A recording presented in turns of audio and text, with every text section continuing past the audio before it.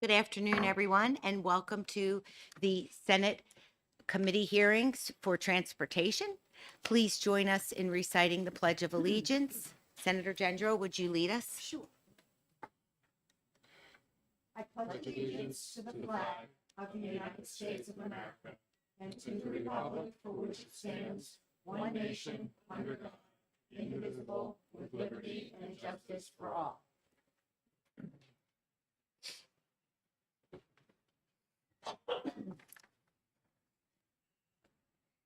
We are going to open the hearing for SB 257 FN. Peter? Deja vu all over again? Just gonna keep trying. Good afternoon, Madam Chair. Good afternoon, Senator Carson. I'm just waiting for the list, but we will recognize Senator Carson to speak to SB 257. Thank you, Senator Carson.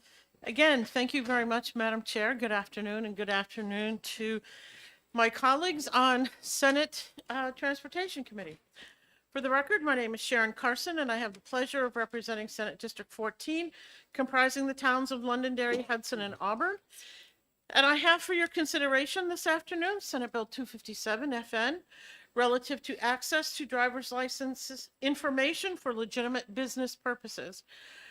This bill permits healthcare providers to obtain personal information from driver's licenses or non-driver's identification cards with the consent of the license holder, provided that the businesses meet certain restrictions regarding the collection, retention, and use of such information.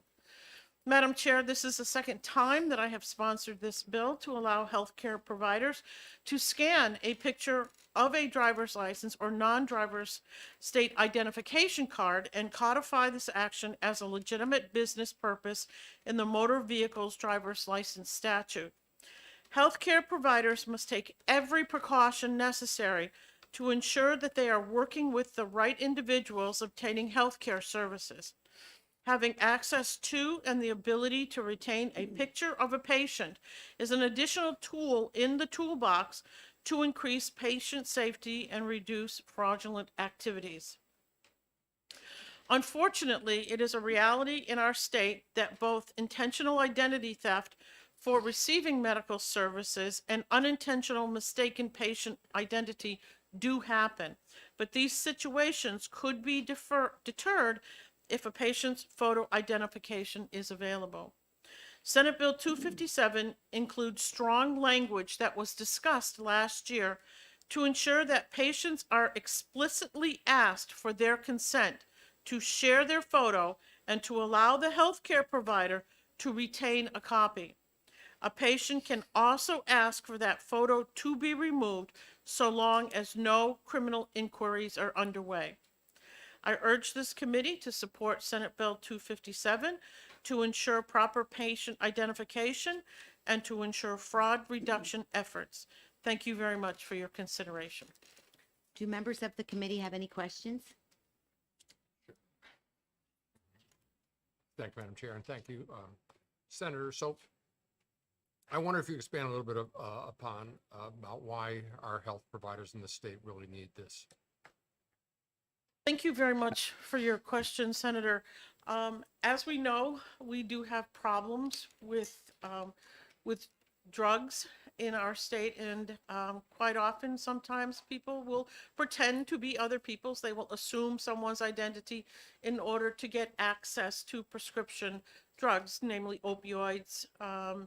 And so if you had that driver's license with your photo, it would be much easier, I believe, to prevent that from happening. I don't see an issue with the driver's license. Quite frankly, we use it for just about everything to establish our identity. And quite frankly, when you do go to the doctors, they will ask you your name, your date of birth, but there's an assumption that you are who you say you are. And this would give the healthcare provider the ability to make that confirmation. If I may follow up. Yes. So I don't know if we have somebody testifying today, but I remember from the last hearing we had on, a similar bill. Because the question always comes up about hacking and the potential that this information might be taken. But didn't we receive quite strong assurances that with these protections that the folks who run the kind of security systems for the state felt we were in good shape? Thank you very much for the question, Senator. Yes, you are correct, and there are people here to testify Thank you. to that again this year. Thanks, Matt. Anyone else? I have a few questions, Senator Carson. Certainly, Madam Chair. So, I have done some research, and the driver's license information is one of the biggest tools for identity theft. And I'm not clear about why, when you go to the doctor, you show it, why they need to scan it, copy it, and keep it in their files. If there is an issue with fraud, why would they just not use a hospital identification with a picture, just like the staff wears around their neck, which indicates whom they are, without taking this information from the person's driver's license? Thank you very much for the question. I'm kind of unsure about your question. Are you asking that a medical facility or your own doctor take your photo and give you some sort of a patient identification card that you would use every time you came to their office? Or is that what you're asking me? Well, so yes, instead of, you can look at the license when you go, and they always photocopy your insurance, but I don't see the need in retaining your driver's license information. In lieu of that, something like a student ID.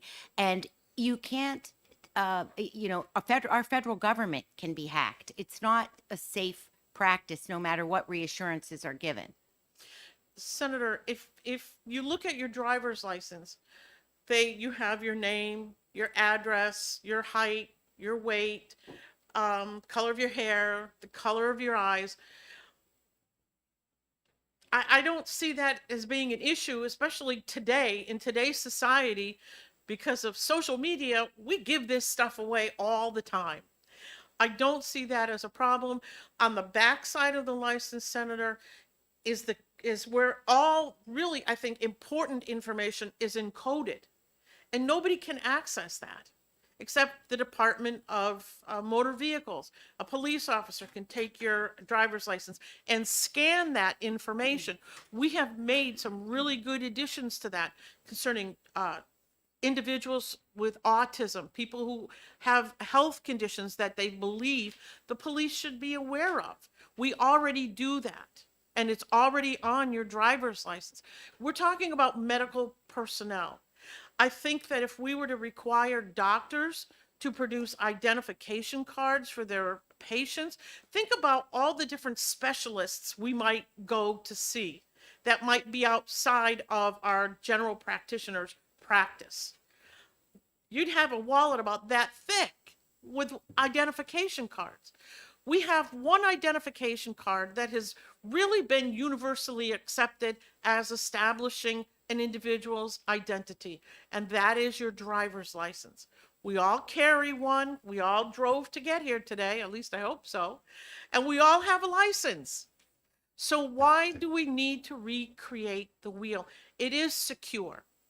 It is. Someone can take and cut your picture out of your license and put it on a different license, but somebody can do that now. They can go to your social media sites and take pictures. So I just don't see this being at risk any more than anything else. We have been assured by the hospitals as well as physicians that this information is not going to be shared with anyone. And by the way, Madam Chair, if you remember what I had said, you can opt out. You don't have to do it. You can say, no, I don't want you to have that information. It's up to the patient whether or not they want to do this. I hope I've answered your question. Anyone else? Thank you, Senator Carson. Thank you very much, Madam Chair. The chair recognizes Kathy Bizzaro. Can't make out the last part, sorry.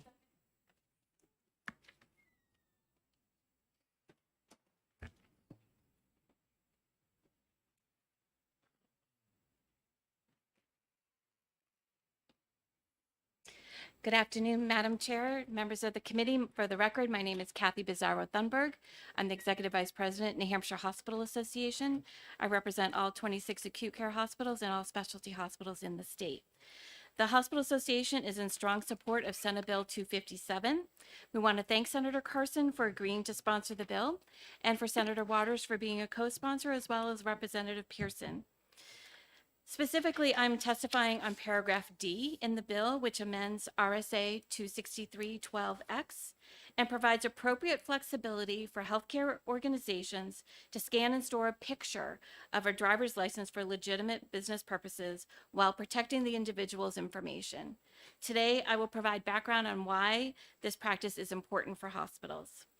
Driver's licenses and non-driver's state identification cards will aid hospitals in increasing patient safety and reducing fraudulent activities.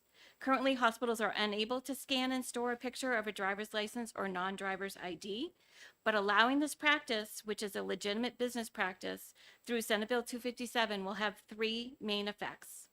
One, it will aid in deterring identity misrepresentations in which individuals use the name and insurance information of another person to fraudulently obtain medical services. It will ensure that similarly named individuals and/or individuals with a similar name and date of birth have their correct medical information used throughout the course of their healthcare services. And it will prevent individuals from obtaining drugs under someone else's name. These situations are not theoretical.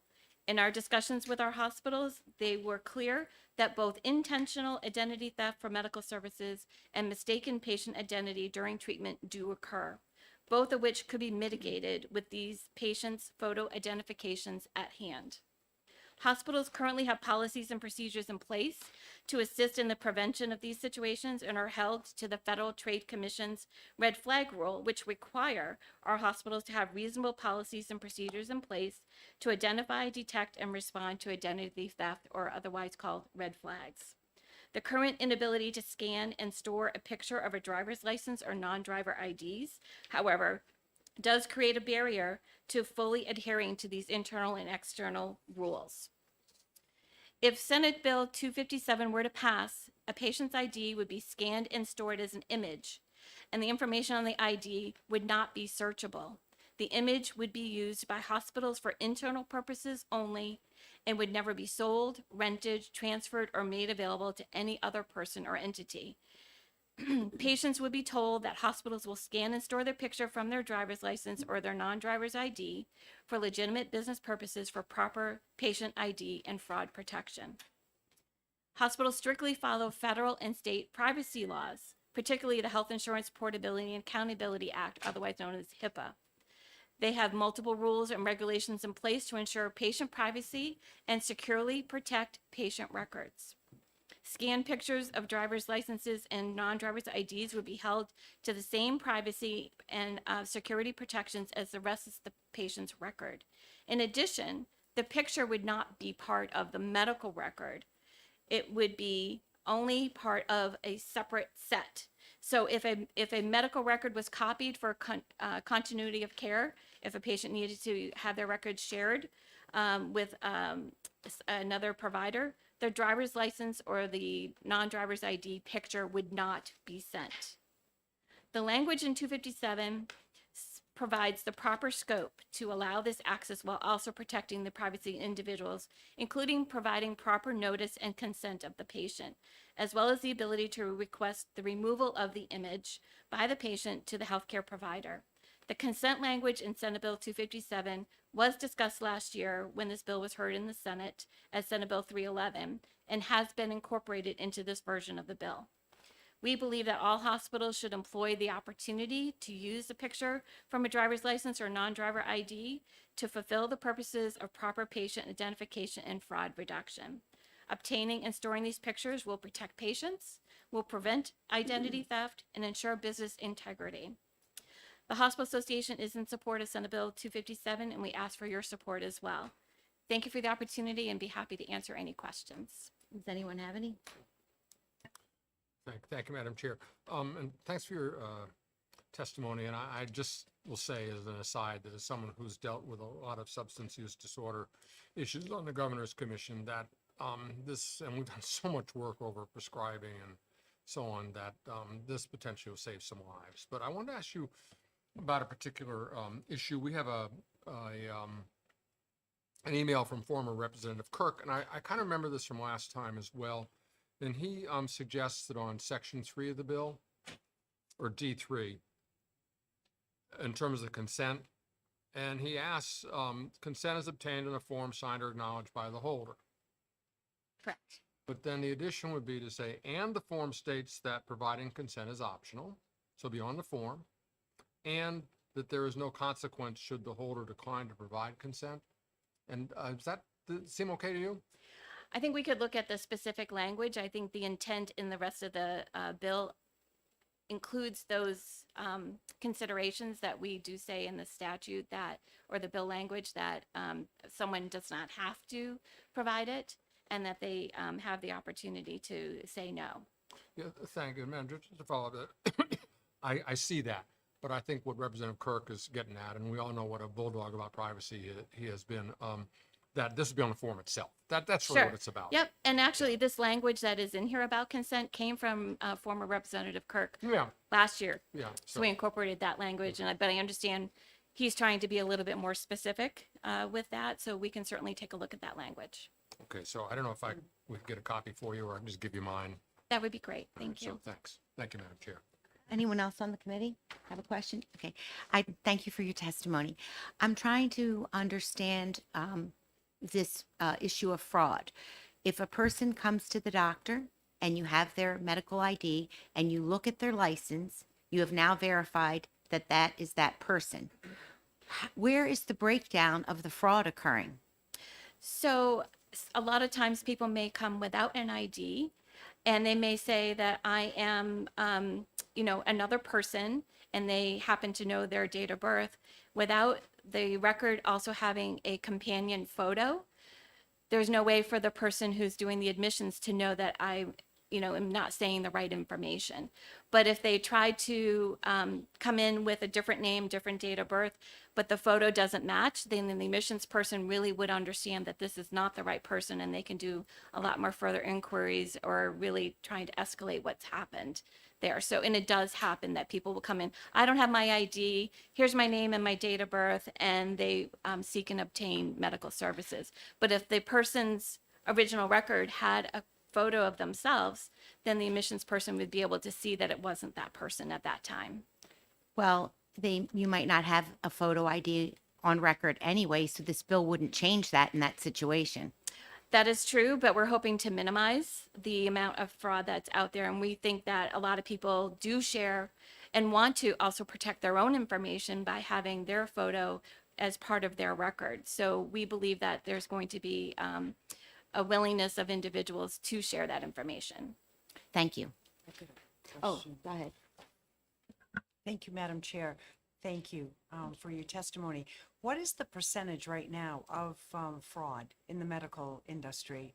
Any idea? I do not have that information. I'm not sure. But according to the hospital folks that we spoke with, it does happen.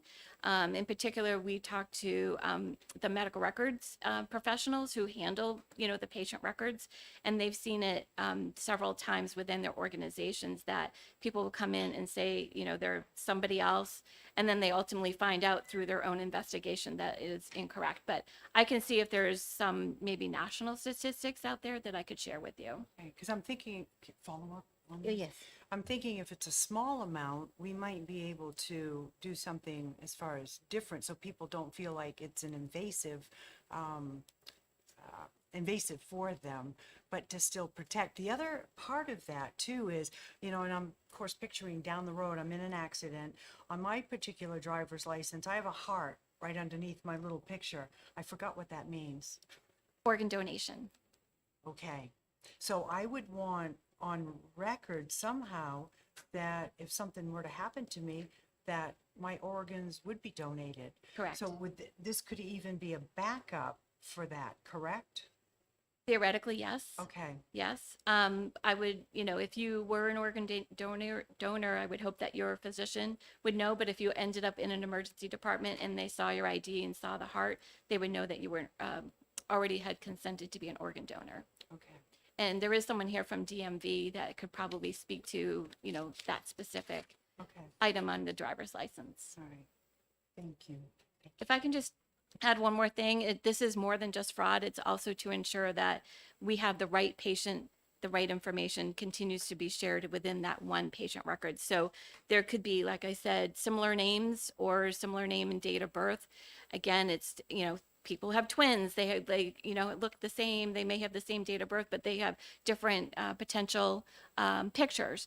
Or there could be a father, son. With similar names that, again, the picture would help ensure that the right information goes into the right record.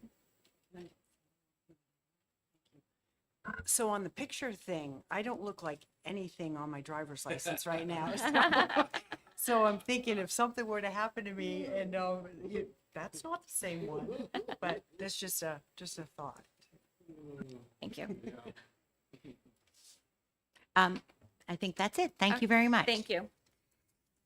The chair will call Director Marasco. Thank you, Madam Chair. Good member of the afternoon. committees. Nice to see you. Nice to see you. Thank you for the opportunity to speak to you this afternoon. And Department of Safety Assistant Commissioner Eddie Edwards is here as well. And I just want to start off by saying that from the Department of Safety standpoint, the Division of Motor Vehicles standpoint, we're always going to do everything we can to help industry, to help all of our stakeholders, to serve the citizens that we work for at the highest level.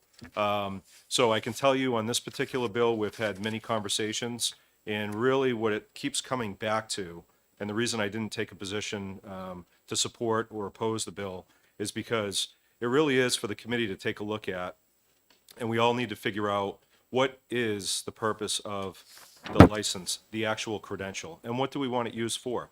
So from a DMV standpoint, we issue that license based on somebody's ability to operate a vehicle. They've either taken driver's ed or they're over 18, they've come to the DMV, they've taken their eye test, their knowledge test, their road test, and they've satisfied all of those things to include bringing all the requisite credentials to get what really is that optimal ID, who proves who you are. But we issue that for driving. So this bill certainly goes beyond the scope of driving and what the DMV does with a driver's license. That being said, we also recognize the fact that because it is really the optimal credential, it's used in society in a variety of ways. It's used by TSA to look at your license before you get on an aircraft. Not store it, but look at it. However, we know that retail, the retail industry, the medical industry, all industries use that optimal credential to try to positively identify the person that they're dealing with or helping. So we know what's going on. So really the question for the committee is, what do we want to be doing in the future? What message do we want to send with this credential? I mean, because you've got a couple things at play. In one breath, we say, well, we have the Driver Privacy Act. We've got to protect this credential and this information at all costs. Okay? But then we have, as this bill lists, 26014. Whatever you do, you can't copy it, scan it, hold on to it, put it on a server somewhere. Only the DMV can do that. But we know that there are industries out there that are doing those things. We know that. So what the Hospital Association, to their credit, has done is come to the table, has a sponsor for a bill, and wants to do that legally. They want to be able to scan it, store it, and have it legally, making an adjustment to 26014. I will say, in reading the bill, between the consent, the disclaimer, the safeguarding measures, and the option for removal, if you were going to have a bill, if you were going to open up this opportunity to any industry, and especially the medical industry that is so heavily regulated with cybersecurity, this is a strong bill to do that.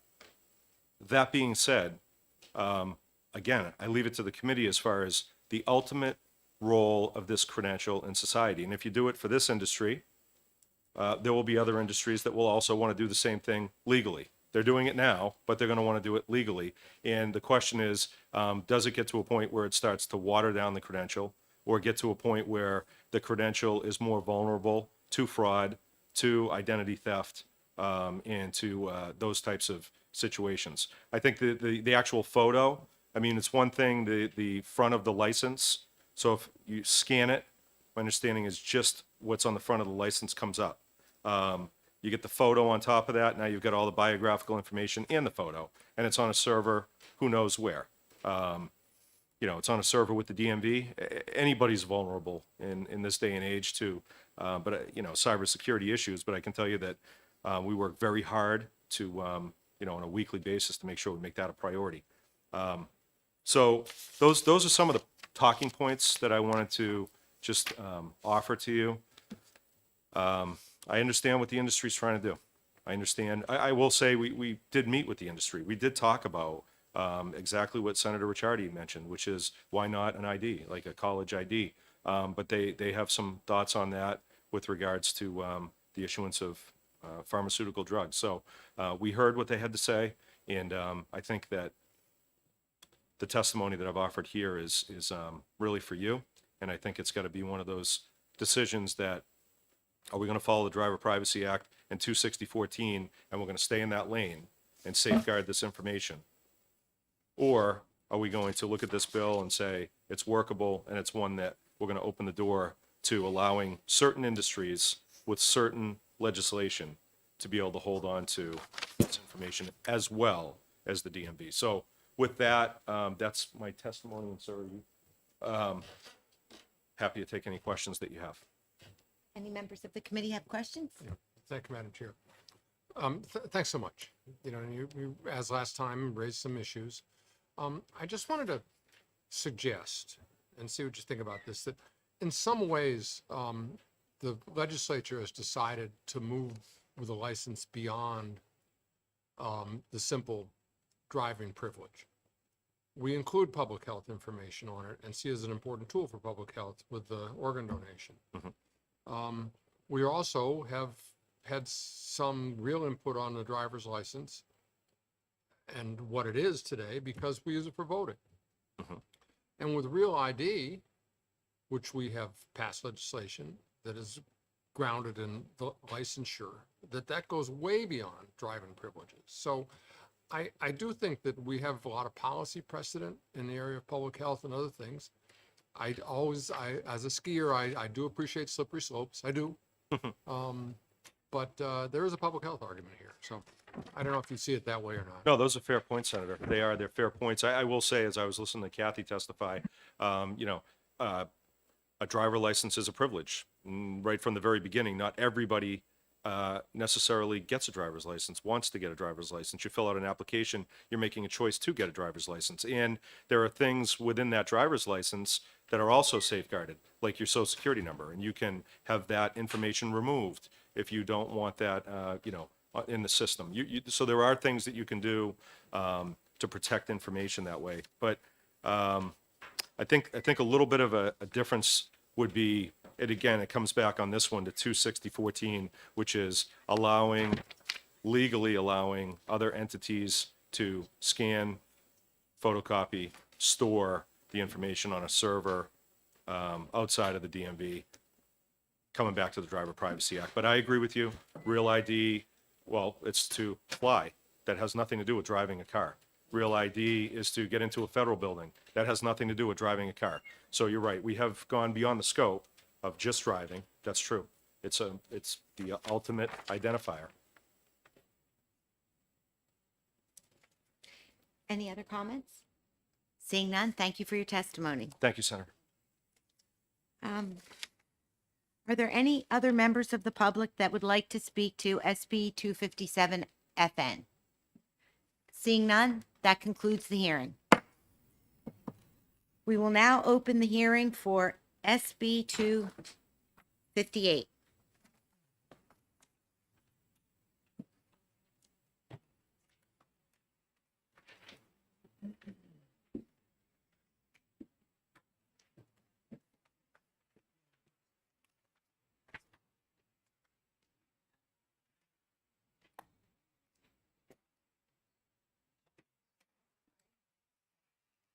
The chair will recognize Lulu Pickering.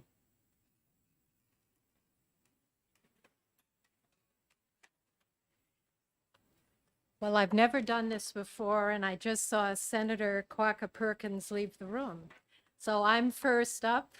Here I am. I'm Lulu Pickering from the town of Newington, and we have about 800 residents.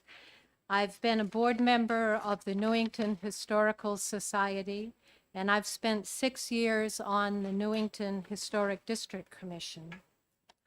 And last week, I gave some testimony online for the committee, which you probably have in front of you. But since I'm here today in person, I wanted to share 3 points. Now, the first one is that state law says that only public entities can accept ownership of surplus state property. But many times public entities do not want the property and will not preserve it. So I can give you 3 firsthand examples of that just from my experience. In Newington, the DOT did not preserve the historic General Sullivan Bridge, which according to a Section 106 mitigation process was something that was supposed to happen. But I think the DOT obviously prioritizes their highways, bridges, and turnpikes. The second example is DOT did not maintain the Newington Depot property, which is a 1873 railroad property between Dover and Newington. Now, this was state-owned property that DOT has owned for 70 years, and it's now in a deplorable state. The third example I'd give you firsthand experience is that the town of Newington selectmen have said that they do not want ownership of another historic property. So the thing I'd ask you to consider, in the world we live in today, public entities at the state and local level have indicated through action or decree that they do not want the headache of preserving historic properties.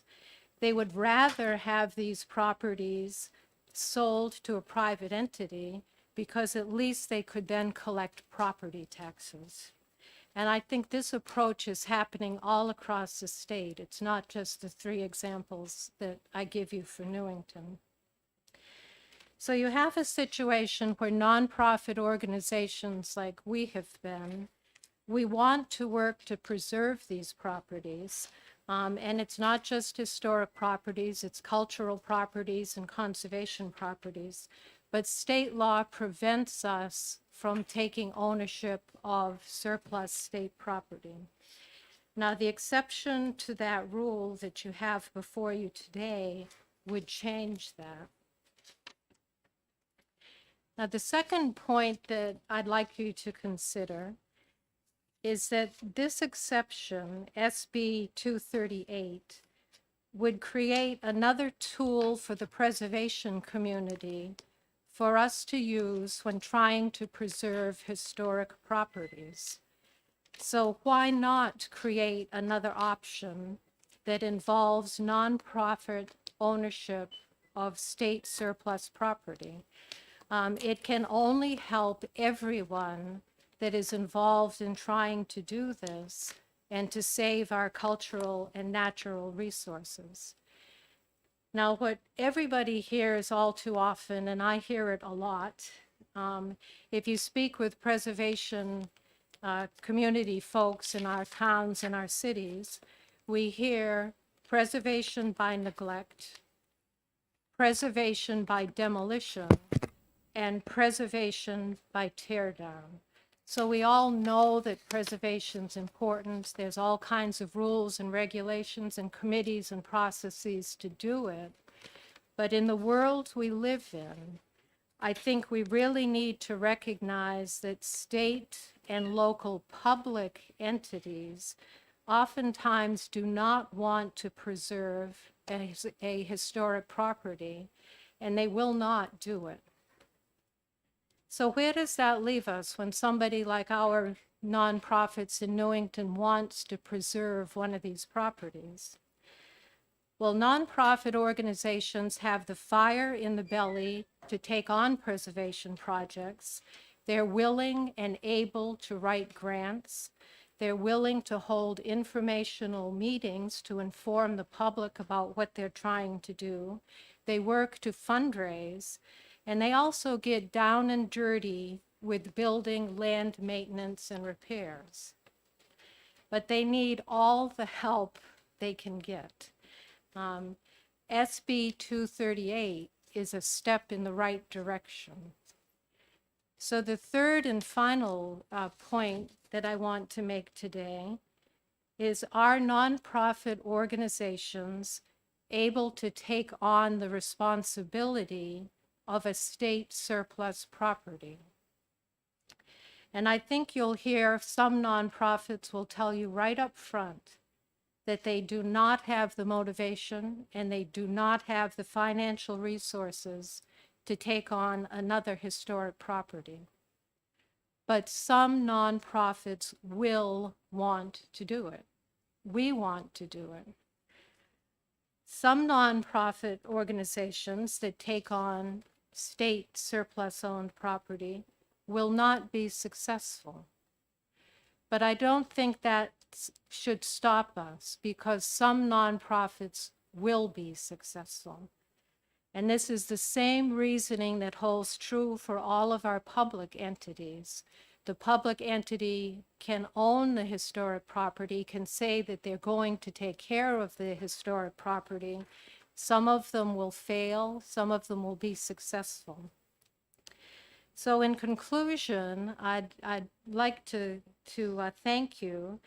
And I'd like to say that nonprofit organizations play a critical role in preserving our state's historic and cultural resources.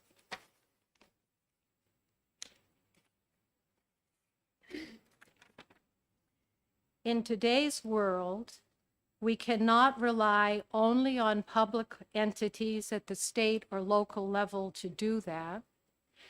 And a state law that bars nonprofits from taking ownership of state surplus property really doesn't help anyone. So I ask for your consideration in passing this amendment, and we would like all of the players that try to work on historic preservation, including nonprofits, to be given the opportunity to do that. So thank you very much for hearing me, and I'll answer any questions if I can. Yes, go ahead. Thank you, Madam Chair, and thank you for your testimony. First of all, I want to thank you for that desire to want to preserve.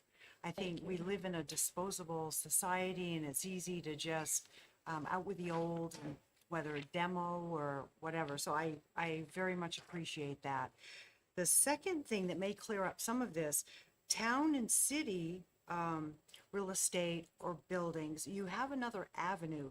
So yeah, I know you had mentioned in the testimony, or one of the testimonies, that select boards change hands, or they frequent. Yeah. I'm on the select board in Littleton in my district, so I'm into my 6th year now, going into my 6th year. So I appreciate that, and the turnover can be quicker than we'd like.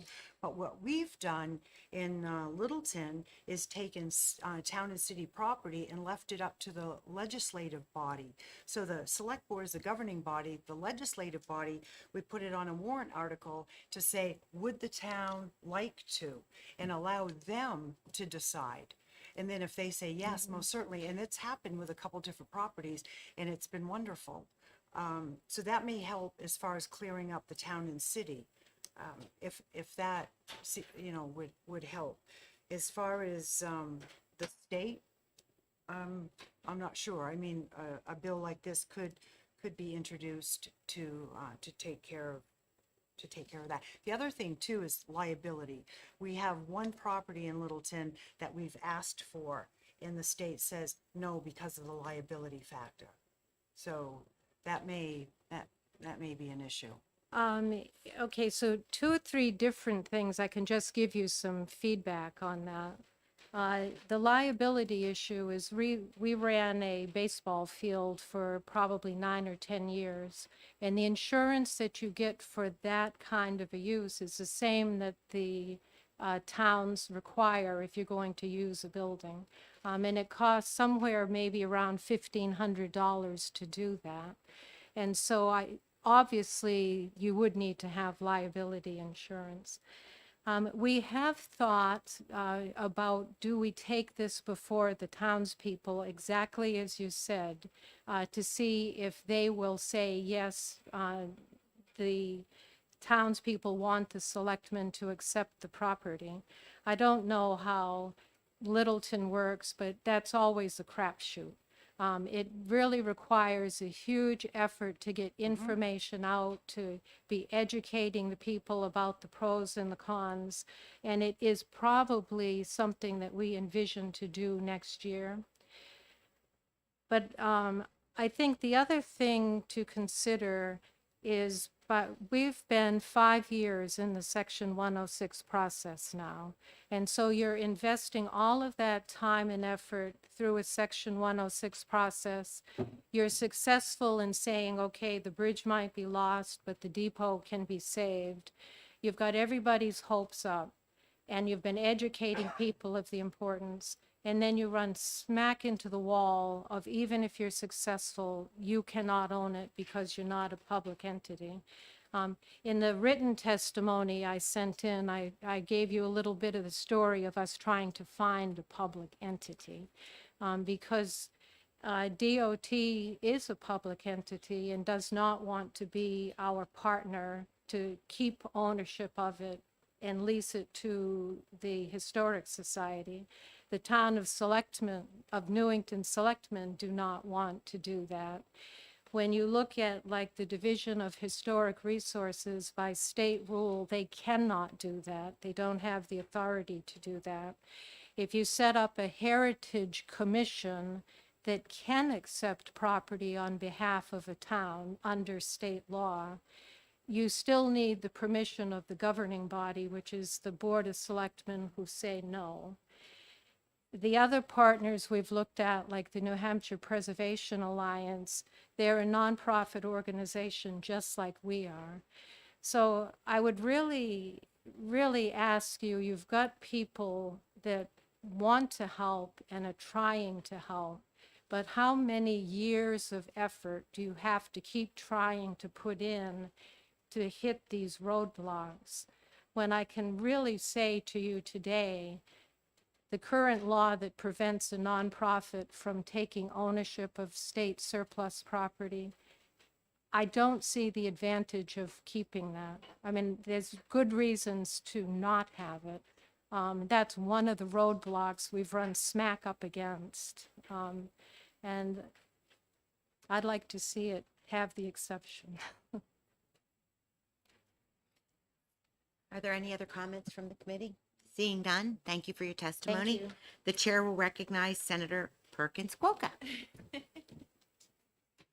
Thank you, Madam Chairwoman, and my sincere apologies that I stepped out and missed your call. So I think Lulu did a great job presenting this, but good morning, committee members. For the record, I'm Senator Rebecca Perkins Quokka, representing Senate District 21, the city of Portsmouth and several seacoast communities. SB 258 is actually a refile of legislation that I introduced last year, SB 378 FN. And that bill passed this committee unanimously and passed the full Senate on the consent calendar. Unfortunately, when it was in the House, it was referred to interim study, and that report recommended future legislation by a vote of 17-1. So SB 258 is here to answer that call. It addresses this specific situation in my district, which again, I think Lulu has described in detail, but essentially boils down to the fact that in certain situations where the town or city is not willing to be the recipient of this public property or state-owned property, we merely want to add an exception, which gives NHDOT the flexibility to recognize, the historical, social, or cultural benefits of a property. And so we provide an additional way NHDOT can transfer property. I don't know how familiar you guys are with the chart of how NHDOT property is transferred. It's very complicated. It's a big flow chart with sort of a lot of off ramps, and so this is just one addition that we think improves it by allowing us to put historical resources for the state in the hands of historical preservation offices, which are often not public entities. So, yeah, I think Lulu covered everything else. I encourage you to move out to pass on SB 258, allowing preservation of this and so many other historic and cultural resources across our state. And I am more than happy to answer any questions. Thank you for the testimony. And do my committee members have Senator Waters? Thank you, Madam Chair, and thank you, Senator. So just to reiterate, we've been around and around on this. We tried through Yes. Section 106, which was a long, I mean, it's actually back since almost 12 years now. We've been dealing with this General Sullivan issue. And we tried in 10-year highway plan to do this. And now you have the House saying, yes, we'll go along with it. So you think this is really something that's passed the test of why we need to do it, because there's particular circumstances where a town doesn't want to do it, but we don't want the property to be lost. Yeah, and I think this presents a current example, but I'm sure others, will arise that mirror this exact situation where, our statute is sort of creating an unintended consequence. I don't think any of us want to see historical resources lost just because the language in our statute doesn't allow it. That may follow up. Of course. And I guess, wouldn't it be fair to say that in the extraordinarily difficult negotiations over the General Sullivan Bridge and taking it down and getting the federal approval to reopen that, and anyways, that really a great result of that was to say there is a property, this depot, which embodies the history of this as a transportation site, which goes back before the General Sullivan Bridge to the railroad crossing there and even farther. And Yep.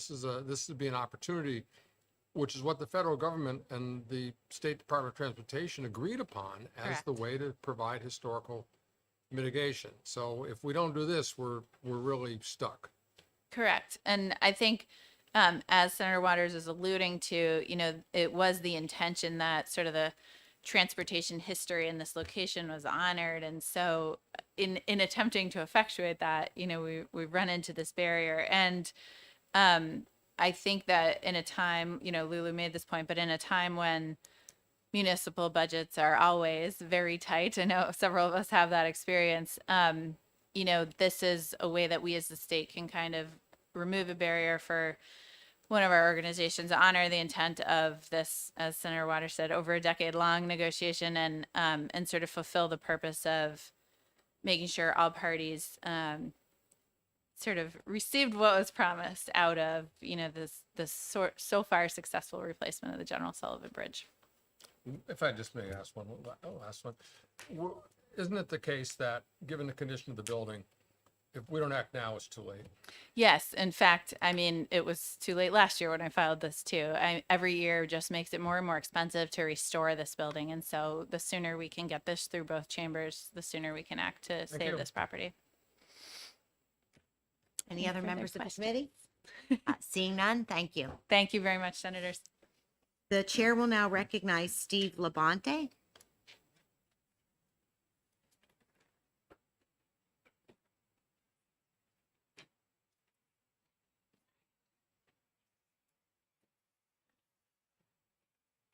Good afternoon. Thank you. I'm Steve Labonte. I'm the administrator of the Bureau of Right-of-Way with the New Hampshire Department of Transportation. Little background on the Bureau, it's really best described as the real estate group of the department, made up of land surveyors, real estate appraisers, right-of-way agents that acquire property for our transportation projects, and also right-of-way agents that once a property has been deemed surplus, it is then sold.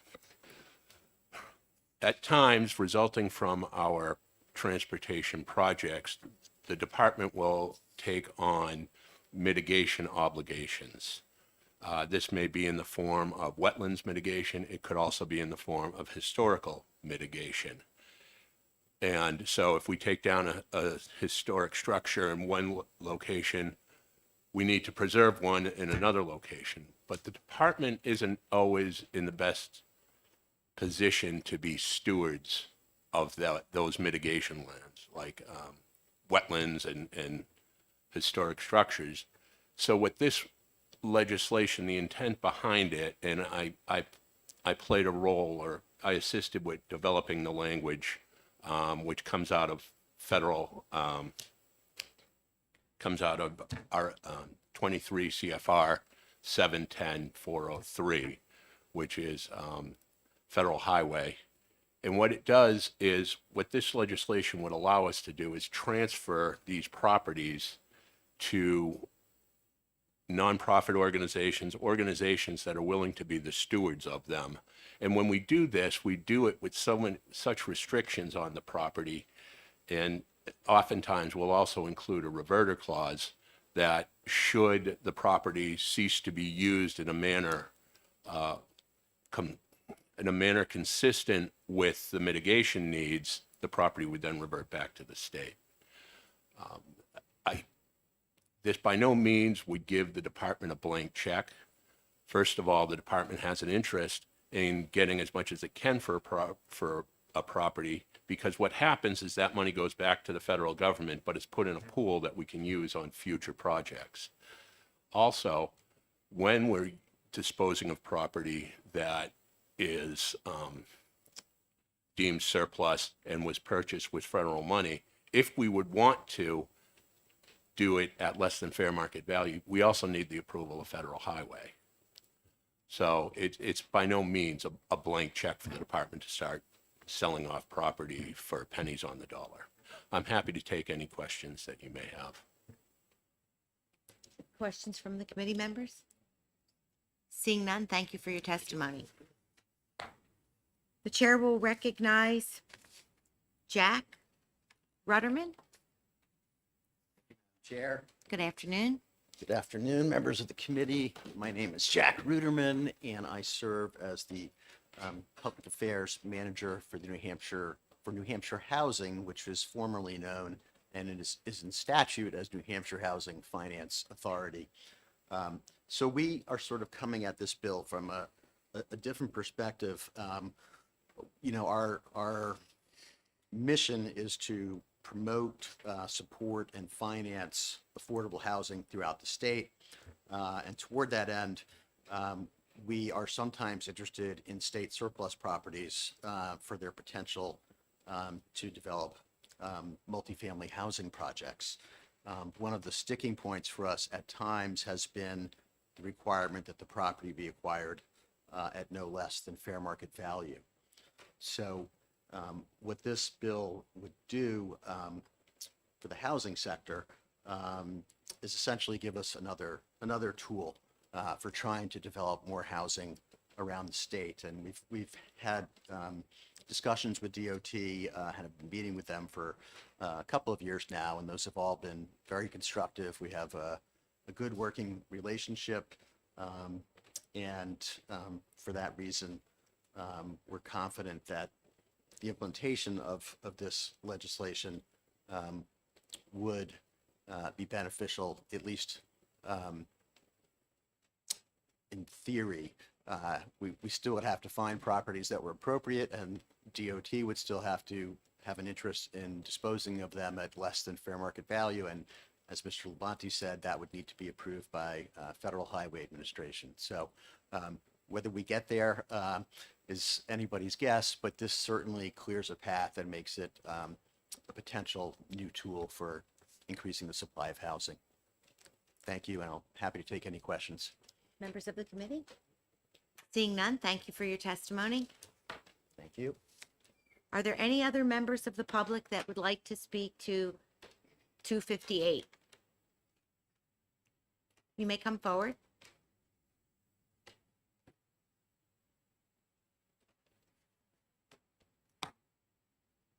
Good afternoon. I'm a member of the Newington Oh, sorry, can you just give your name first? Excuse Thank me. you. My name is Helen Frink. I'm a resident of Ackworth. I also have a farm in Newington. and I have done work as a grant writer for LCHIP, New Hampshire's Land and Community Heritage Incentive Investment Program. And the representatives of LCHIP, I'm thrilled to say, are in attendance at this meeting, as is a representative from New Hampshire's Preservation Alliance. My contact with these organizations has shown that the depot is a very viable historic property. There is grant money available with our hard work and our determination to return the depot to presentable status as a small museum. We have also spoken excuse me, about the possibility of a small caretaker's residence. In its heyday, the depot had station masters' living quarters upstairs and a waiting room and ticket area downstairs. So we think that it's wonderfully adapted to a sort of modification of that kind of two-part use. If you're not familiar with it, it's also on a beautiful site on the Piscataqua River. The fly in the ointment is that it's kind of under the new Piscataqua River Bridge, which many of you have driven over, but it's a point of access to the water and to the beauty of the Piscataqua itself. So I am encouraged by your interest in the depot and sincerely hope that you would be willing to support this measure.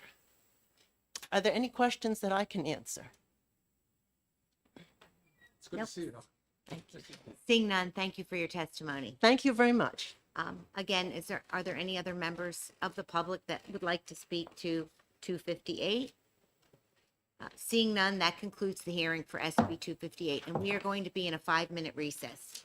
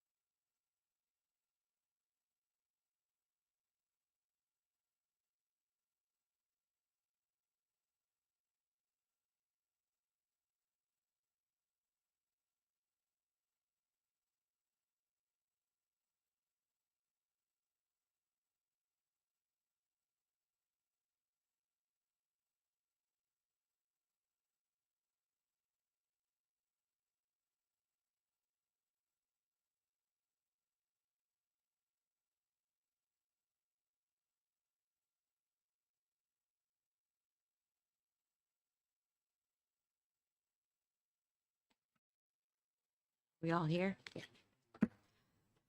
Good afternoon. We are going to open up the public hearing for SB 250. Oh my God. 259. Thank you. I'm like, even with my glasses, that's terrible. And the chair recognizes Senator Chanley. Welcome.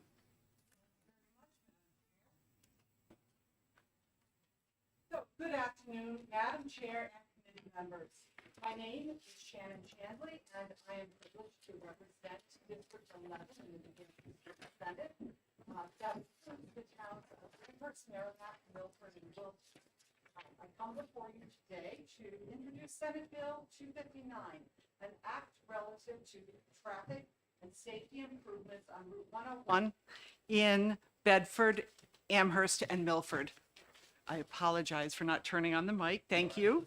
Now, you have all received a copy of an amendment 0182, which replaces the bill in its entirety. It makes small but significant changes and is what I basically intended to say from the get-go. There was a little bit of confusion during the redrafting, but I think this is pretty close to what I believe should be the final bill. This language requires the Department of Transportation to include in the 10-year plan, in the 10-year Transportation Improvement Plan, measures to address chronic severe crashes on Route 101 from a point in Bedford to the intersection of routes 101 and 101A in Milford. This plan should include physical separation of traffic lanes that have opposite directions of travel, as well as access management. So why are we here? Why am I here? I'm here because on December 18th, there was a westbound vehicle departed its travel lane, striking the eastbound vehicle and leaving one person dead. Now, would I bring a bill to you if it were one isolated incident? Absolutely not. But when that occurred, I thought, this is the time that I need, as the senator representing this district, to bring forward this specific language. The section of Route 101 that is described in the bill is tremendously hazardous and truly, truly dreadful. In the 21 years that I have lived in Amherst, there have been dozens and dozens of serious accidents resulting in devastating injuries and death. The trauma to drivers, passengers, witnesses, passersby, and importantly, police, firefighters, and paramedics is immeasurable. This corridor of Route 101 is built rather like an ordinary roadway. It is one lane of travel in each direction. However, the heavy volume of traffic traveling at highway speeds presents extraordinary dangers. Two cars, each traveling 50, 55, 57 miles per hour, are separated by 2 lines of paint on the ground. The drivers of these vehicles may be incredibly competent drivers and diligent as well, but they could blow a tire, hit a patch of ice. There may be a falling branch. Anything like that can lead to consequences that are tragic. What we know is that physical separation is the best, and I would argue perhaps the only option that we have to significantly mitigate the effects of a high-speed crash.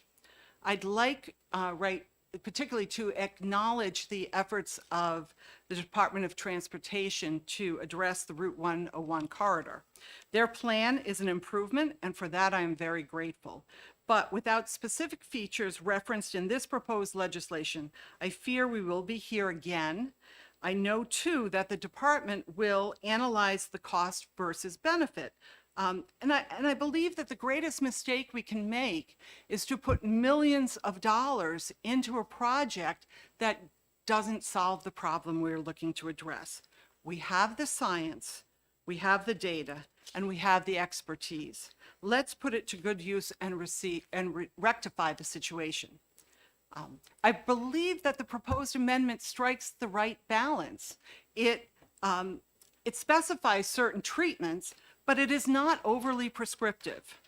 I am happy to take questions, but I really hope that you will listen to the testimony that will be provided by the folks who deal with this road and deal with the safety concerns on this Route 101 corridor. I'm, as I say, happy to take questions, and I'm very grateful to you for your consideration of this proposed bill. Thank you, Senator Chandler. Members of the committee have questions? Senator Ward? Thank you, Madam Chair. I see the word chronic severe crashes. To me, chronic means it never lets up. Is that the situation? There's one thing after another, there's no space in between. Could we find another word, a better word? I think chronic is the word that is generally used to describe this. I would be open if you, I would be open to suggestion, but I think that your description of the definition of chronic, meaning one after the other, is not wrong. It doesn't let up. There are accidents regularly. Some of them are fatal. Some of them include very serious injury, many of them minor injuries, and occasionally there's the near miss, where there is the accident, but it doesn't necessarily result in serious injury. Follow up? Yes. Could we then find out exactly how many crashes? Yes, Okay. yes, that data is available, and I don't have it right in front of me, but I can certainly get it to Okay, you. thank And you very I believe much. other folks might have it. Thank you. Senator Waters? Thank you very much, Madam Chair, and thank you, Senator. What a problem this is out there. So I haven't had time to go back to the 10-year plan. We have in our physical note Yeah. that it references what in the 10-year plan has been allocated towards this. I guess the particular question I want to ask, in terms of your amendment on lines 7, 8, 9,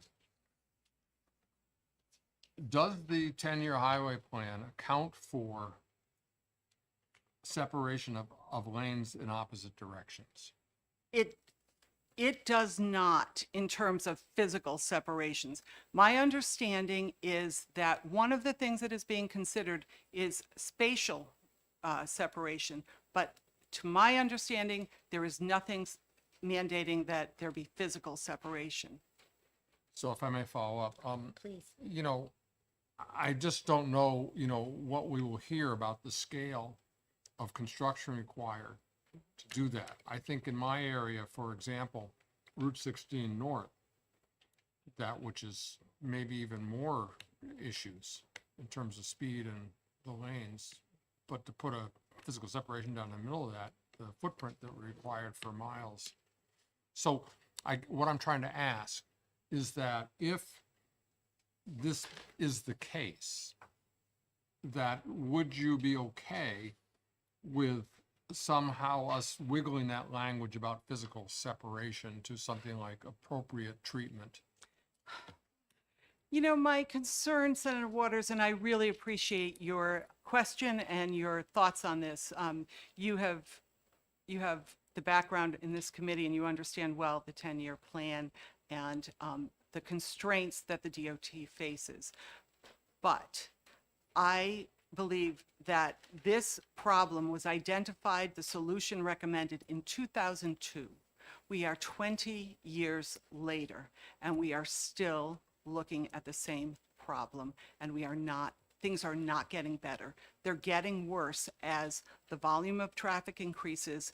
And frankly, I know that at the statewide level, the accidents have gone up. We are up several percentage points in terms of accidents, and I don't see that this corridor is going to get better. So while I really appreciate the thought, I'm not sure that that would resolve our problem. Thank you. Thank you, Madam Chair. Are there any other questions for Senator Chandler? Seeing none, Thank Thank you you. very much. the chair will recognize Fred Douglas. Is it Douglas? Sorry, looks like Douglas.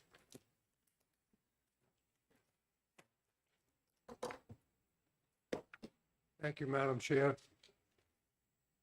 Thanks to the forum for allowing me to come and speak on this issue. A little bit about me. I've been in law enforcement for 45 years. My first 34 years was with Milford, New Hampshire Police Department. My last 12 years, I was a police chief. During that 10-year period of time, from 1985 until the time I left, I headed an accident reconstruction team, which is considered to be a technical accident reconstruction team.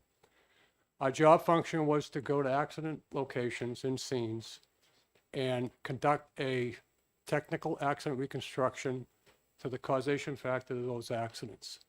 During the time frame in the beginning of the 80s to the middle of the 1990s, most of those accidents occurred as a result of people drinking and driving under the influence of intoxicating liquor.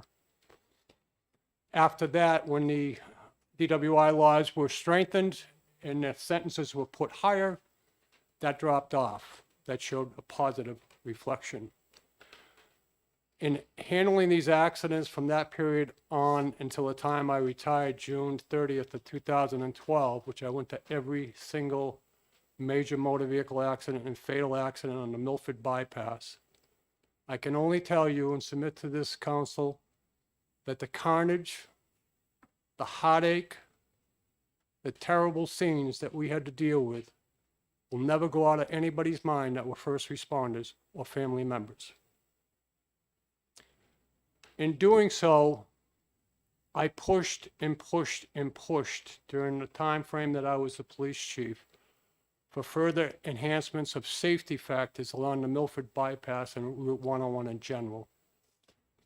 When I first started this, the National Telegraph had picked that up and published something in the paper about my position on this bypass. I can't tell you how many emails, how many phone calls I got from surrounding communities that felt that it was absolutely necessary and thanked me for that. After some time of politics, the New Hampshire Department of Transportation put in rumble strips at my request, not only down the center of the road, but on the edges of the road. And that was based off a report that is 180 pages long from the Nashua Regional Planning Center that was done in September of 2002. And what they did is they did a report from Bedford all the way out to the Wilton-Milford line of Route 101. That report is very clear. They talked about widening the bypass. Specifically with the bypass, it said,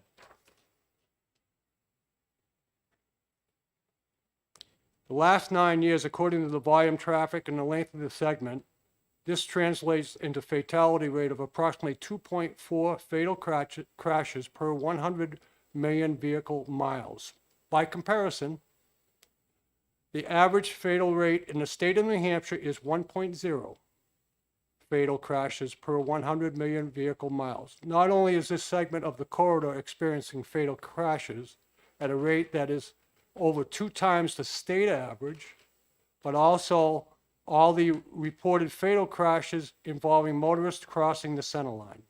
In addition, nearly all of the fatal crashes occurred during daylight hours. That has to do specifically with the bypass in Milford. It talks about high fatality rate of driver inattention. What we transitioned from is DWI to people not paying attention, cell phones, and just not paying attention. If a vehicle is traveling 60 miles an hour, it's traveling 88 feet per second. If you take your eyes off the road for a period of 3 seconds, you can see how far you've traveled as if you're blind. This is what's happening on this highway. Why am I here? I'm from Francistown, New Hampshire. The death and carnage that I've seen on that highway will never leave my mind. In 1979, I was a responding officer to a 2-car motor vehicle accident on the bypass.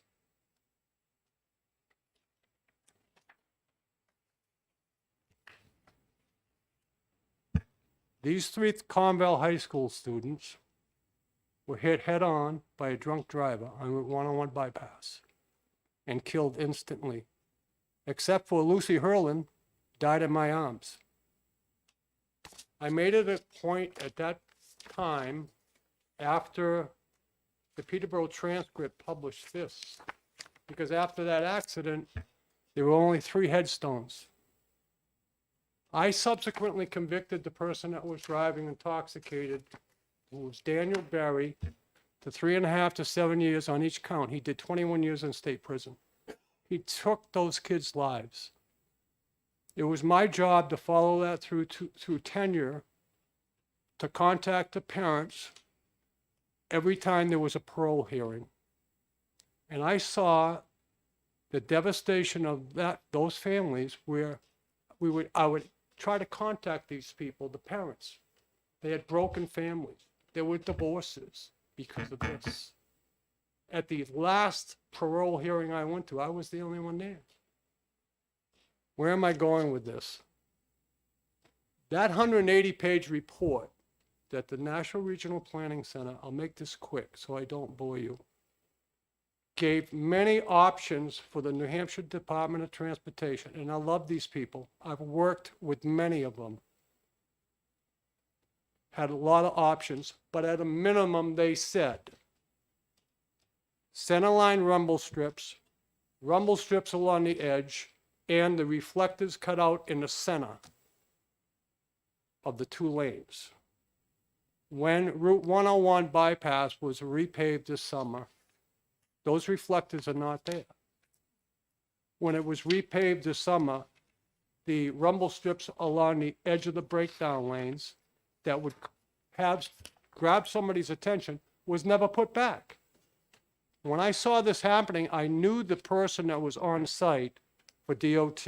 And I stopped and I asked him, I said, are they putting the other safety measures in there? And he said, no, we're just doing what we're supposed to be doing. That highway out there doesn't play any favorites. After we were successful in getting these safety enhancements many years ago, I have to bring this up. That highway out there doesn't play any favorites. This gentleman right here, Lee Slocum from Amherst, died in a fatal motor vehicle accident on Route 101 in Amherst. He assisted me in getting those enhancements through the DOT.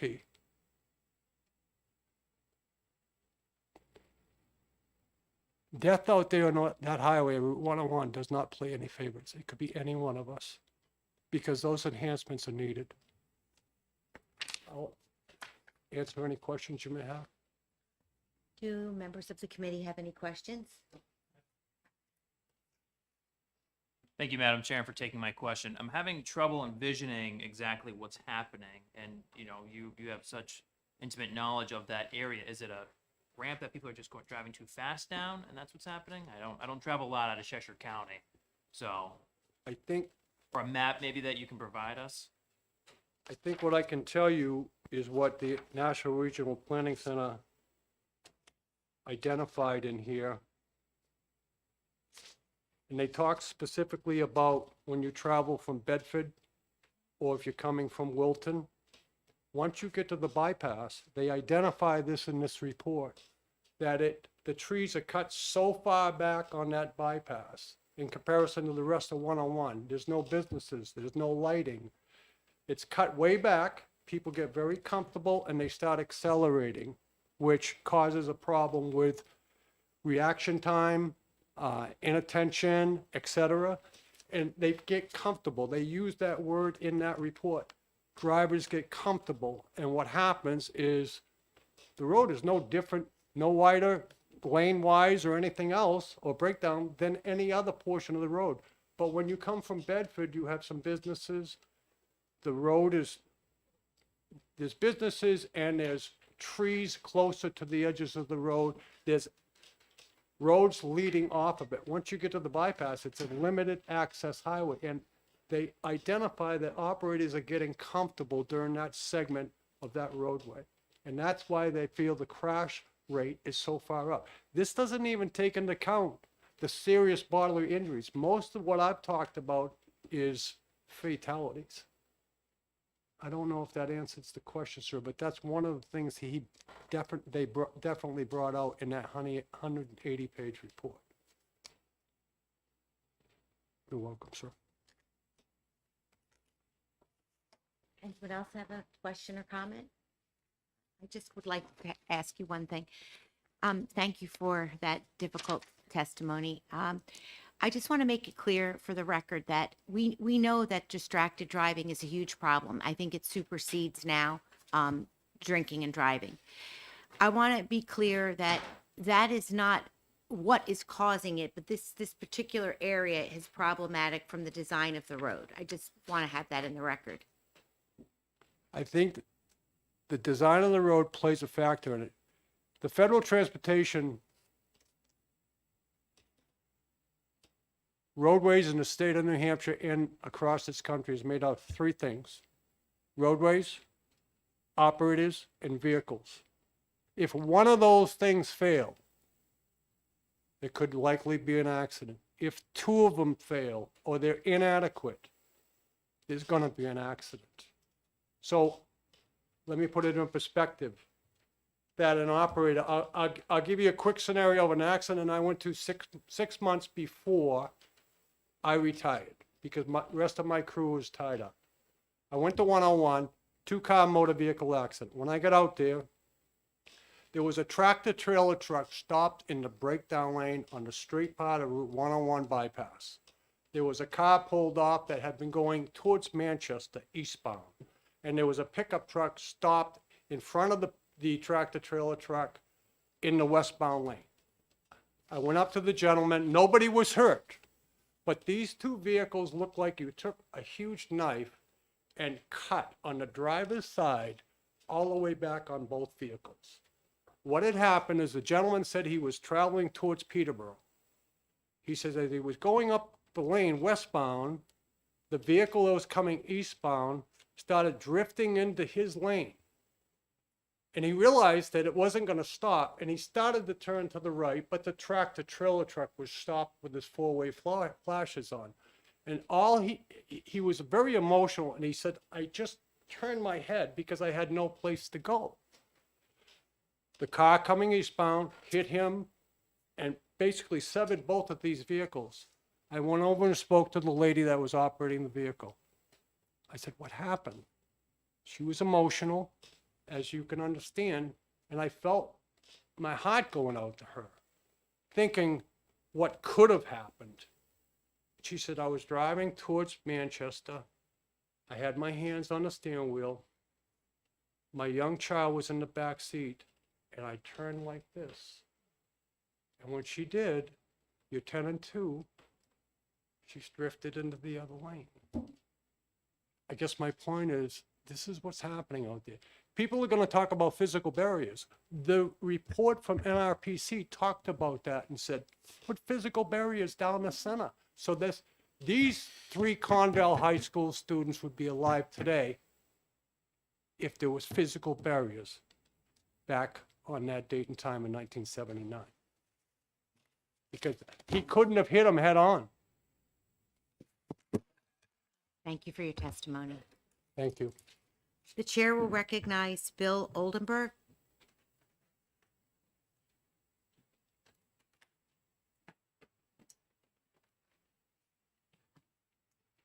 Thank you. Good afternoon. Madam Chair, members of the Senate Transportation Committee, my name is Bill Oldenburg, and I'm the Assistant Director of Project Development at the Department of Transportation. I'm here on behalf of the department to speak on Senate Bill 259. It's the department's position that this bill is not necessary for two reasons. One is the department has concerns with projects being legislated in separate bills, contrary to the 10-year plan process. And the other is this project is already within the 10-year plan. So let me take number one first, is about submitting a separate bill to include a project in the 10-year plan. Every 2 years, the department solicits input from the regional planning commissions for potential projects to be added into the 10-year plan. Each regional planning commission discusses project selections with their representative communities, with their transportation advisory committees from each town. They develop, rate, and rank a priority list of projects for inclusion in the 10-year plan. These regional priorities are then added to the draft 10-year plan by the department. That draft plan is then publicly vetted through the GASSET process, which involves recently over 20 public hearings throughout the state. The GASSET approved 10-year plan is then passed on to the legislature for consideration and approval, and these projects are then incorporated into the 10-year plan. Our concern is that this bill would circumvent that process. The second is that the project already exists in the 10-year plan. As you've heard testimony, in 2002, the National Regional Planning Commission, which represents the towns of Wilton, Milford, and Amherst, and Southern New Hampshire Planning Commission, which represents the town of Bedford, sort of pooled their resources, combined their resources, and developed this plan that you've heard testimony about. And that corridor study covered the entire length of the 101 corridor in question, which is over 20 miles long. From that study, the department has constructed numerous projects over the years, over the last 20 years. But I think more importantly, in 2018, we regrouped because that study was old. We developed and updated a more strategic plan for the 101 corridor. We reviewed 23 separate segments of the corridor and prioritized these segments based upon their safety attributes. We use a system called Safety Analyst, which takes into account the crash history, the causes of crashes, the roadway configuration, and it basically develops a strategy for roadway improvements. We are currently working on the 5 highest safety priorities. 3 of those projects are in Milford. They include the Milford Bypass, which is the section of road that you just heard Chief Douglas mention. There's 1 section in Amherst and 1 in Bedford. Since the 101 corridor from Milford to Bedford is currently in the 10-year plan and we're actively working on these projects, we don't believe that this bill is necessary. I will add that the section in question that the chief talked about is currently being designed, and the alternatives have been developed. There is a physical separation alternative. There is also a alternative that would add a buffer between the 2 lanes of traffic. And there's a public meeting that is going to take place this spring, currently scheduled for sometime in March. Still working out the details. So that project is actively being pursued as well as the others. I will say on a personal note, my daughter is 26 years old. She's my little baby. She lives in Manchester, and she's a teacher at Heron Pond Elementary School in Milford. And she drives this corridor twice a day.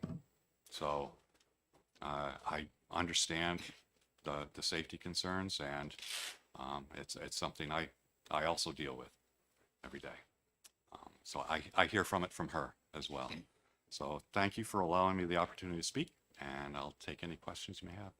Members of the committee? Thank you, Madam Chair. Thank you for your testimony.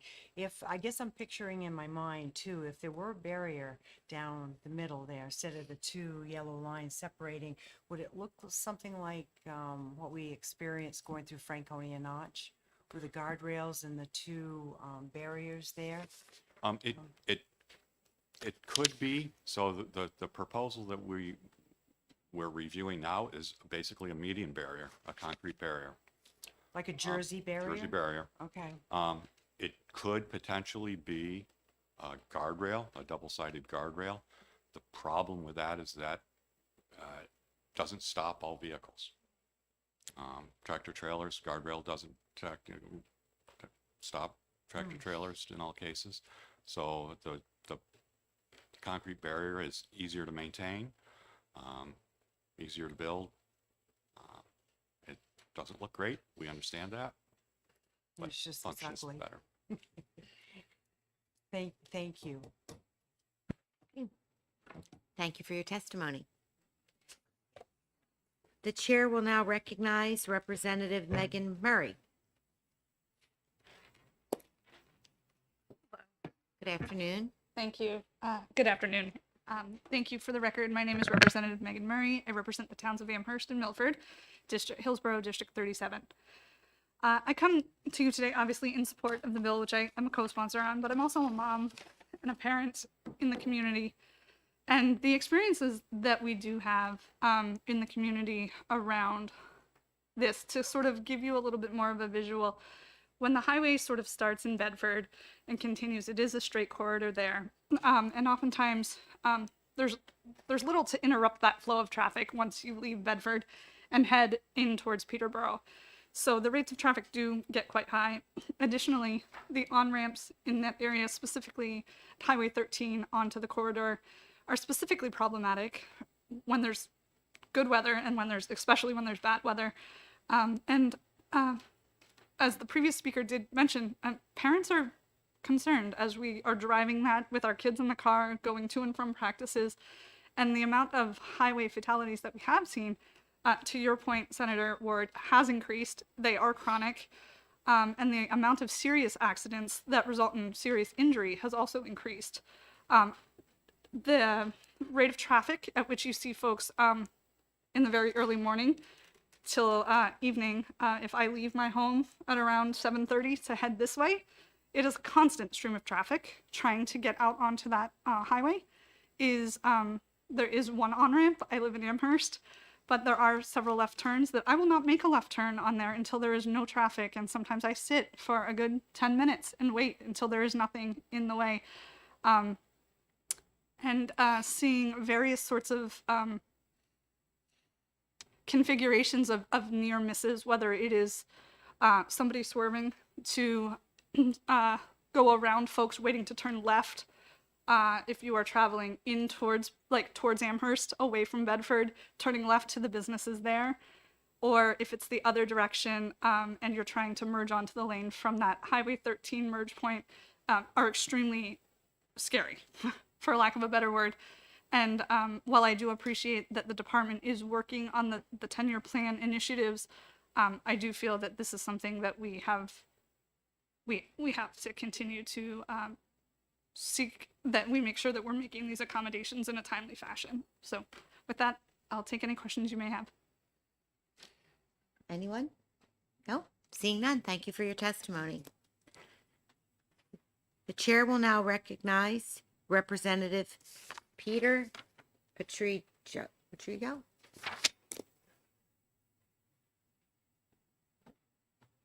Welcome. Thank you, Madam Chair. There we go. Thank you, Madam Chair.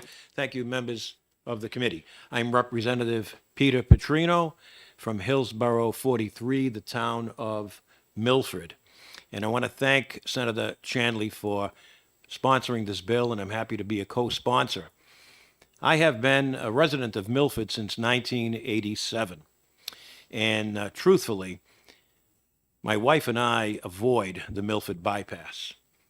Everyone in town knows that it's a death trap, and that is not an exaggeration. I cannot tell you how many times there have been fatal accidents up there, to the point where people honestly will just drive completely around it. On rare occasions, I will drive there, never with my wife in the car, and I drive defensively. I am just so cognizant of the fact that here I am, and I'm thinking defensive posture, just in case a vehicle does come my way. So, bottom line is this. This is something that has needed to be addressed for a very, very long time. And I'm happy to hear that maybe some movement is going to be happening in this direction. So that's it. I'll be happy to take any questions. Otherwise, I have to return to my committee hearings, one flight up, as I'm the clerk in Children and Family Law. But thank you so much for hearing my testimony. Members of the committee have any questions? I do. Thank you, Madam Chair, for, let me ask the question. And thank you for your testimony. As we're sitting here, sharing this, I'm thinking, have there been efforts, and I'm sure there have, efforts to post slowing down, speed limits to be greatly reduced? I'm sure, I know Senator is nodding her head. Also, maybe signage that say, Maine has some pretty creative signage that it catches your attention, but it also makes very much aware of, wow, yeah, I'm going a little bit more than I should be, or just to be totally aware. So I'm sure all of those things have been in place already. Am I correct? Well, those mitigating factors haven't really done much to resolve the problem. As I mentioned, I've lived in town since 1987. This is something that we are very, very well aware of. And before I became a legislator, just as a town citizen, I would ask myself, when are they going to deal with this problem? Like, can't they see like people are dying on this road? So I'm happy now that I'm in a position where I can speak to it, and I'm looking forward to it being addressed in a timely manner. Thank you very much, Could I Senators. follow up Yes. on that? So I'm thinking too, traffic circles where they slow the traffic down and they have to go, what do they call those? Rotaries. Right, that would not be up on the Milford bypass, which is basically a straightaway. Okay. Where traffic travels 60 miles an hour, maybe much more, and you have oncoming traffic. And there really is nothing but that yellow strip down the middle that prevents you from crossing over. People are speeding on it, and you get cars coming right at you. Myself personally, when I'm up there, which is rare, I tend to stay a little to the right towards the shoulder, just in case. And it's really the only road that I'm ever on where I'm just cognizant. Here I am. I'm taking my life in my hand. I hope I get to this next exit and get down to the Shaw's, where I can do my food shopping. But it's very uncomfortable up there. And it's been a problem for a very, very long time. So, and I think just one more. So I'm looking at the word too, psychological traffic calming. I mean, what would that look like? Psychological traffic calming. I would have the sponsor or others maybe answer that question. I can't be specific to that detail. Okay. All right. Thank you. Thank you, Senator. I appreciate it. Thank you for your testimony. Thank you very much, Madam Chair. The chair will now recognize Captain Christopher Buchanan.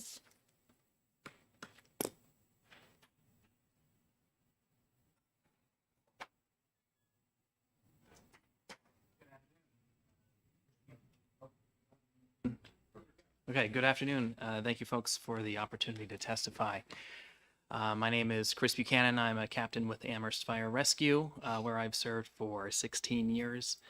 I also operate in a transportation safety capacity. I have affiliations with various committees on the municipal level as well as at the National Regional Planning Commission. So I offer perhaps an opportunity to sit at the juncture between the transportation and infrastructure planning side of things. I've studied transportation safety efforts for about 11 years now. And I also see the on-the-ground results of what happens on Route 101.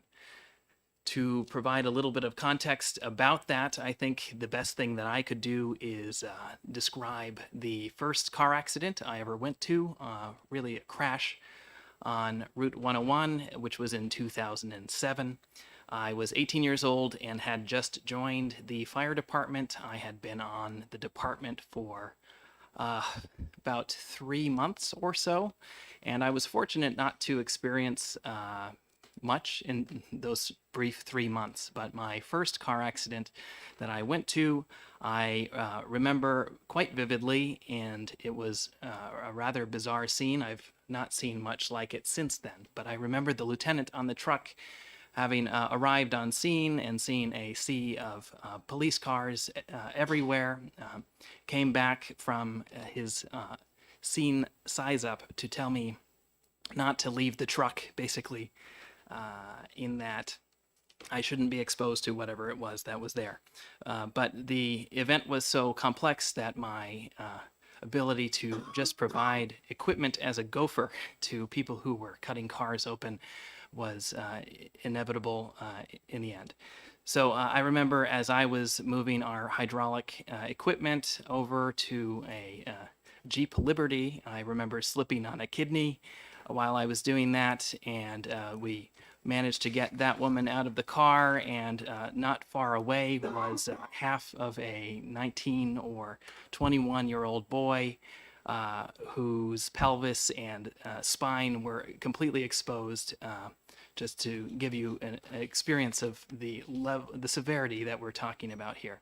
Unfortunately, that event was rather severe, but other traumatic and significant crashes continue to occur. That perhaps even stranger than the event itself was, I remember when the sun was coming up after we had spent pretty much the entire night there, and we're using the tanker truck to wash human off of the highway in order to prepare it to be reopened to the public, that I was asking my friends on the fire department why this happened. Hasn't anything ever been done about this? And perhaps the strangest thing of the whole experience was that people just had an acceptance about it. This is just what 101 is. This is what it always has been. And this is what it always will be.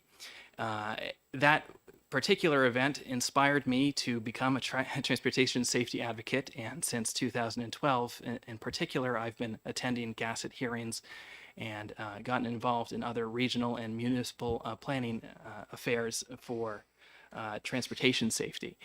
And there are a few things that are worth considering with this. One of them is the myth of the bad driver that was discussed at that point. There are bad drivers all around, and crashes occur everywhere all the time. But they do not occur with the severity and the high instances of death that occur on Route 101 in the area specified here. The reason for that is because Route 101 is built like a highway. It was intended to be a divided highway. We talk about the Milford bypass. That's because municipalities were bypassed with the intention of this becoming a divided highway at some point.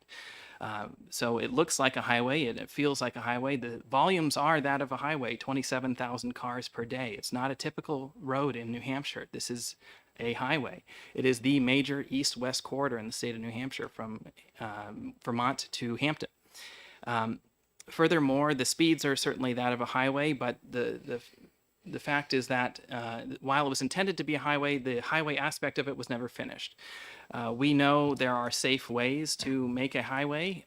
You've surely driven on Interstate 93, and it's possible to drive at high speeds without resultant rampant fatalities that occur on Route 101. We've studied this since the 1940s and 1960s. Established safety systems exist in order to make highway travel safe. And there are many different options, but in general, it comes down to the two that are cited in this bill. There's physical separation by direction and access management. That's what makes a highway a highway. That's how you can go to Germany and drive on the Autobahn, where in some cases there is no speed limit at all, and yet they have a lower instance of fatalities than we do in America. But we don't have these safety systems on Route 101, unfortunately. The Ramborg's fatality probability chart, very interesting thing to cite here. Not really, but in essence, what it says is that when you have speeds of 55 miles an hour or higher, the fatality probability becomes high. Likewise, when you have speeds of 42 miles an hour or higher, the fatality probability of a side impact collision, a T-bone collision, also become high. Thus, whenever we have any road that has the capability of having high speed, head-on collisions, high speed being greater than 55 miles an hour, fatalities will occur. That is why this is a design error. People will make mistakes. People will drive drunk. People will be distracted. They will be sleepy. They will be all sorts of things. Momentary lapses of judgment. Inexperienced drivers, people who can't see well, who knows what it might be. But the only thing that is keeping anyone from killing people in the other direction is a micron thick layer of paint on the road. You would never tolerate this on 89 or 93 or the Everett Turnpike or other highways. But just because of mostly bureaucracy and distance between the actualization of these designs and the on-the-ground experience of them, these improvements have been stifled. Now, the 10-year plan measures that are currently being considered are very good. I would say that the fact that this project is in the 10-year plan would suggest that this bill does not indicate that the GASSET process is being circumvented, merely that these two essential design features are being incorporated or would be mandated because these are the two things that need to occur: physical separation and access management. Both of these are designed to solve a particular problem. Physical separation would completely stop head-on collisions, no matter what reason they might have occurred. We can levy blame for drunk drivers or distracted drivers, whatever it is. They can't drift across the double yellow line and kill someone anymore if there's a Jersey barrier, for example. Access management would solve the side impact collision issue. You don't drive down 93 and see people's driveways on it. It's local businesses where people come and go.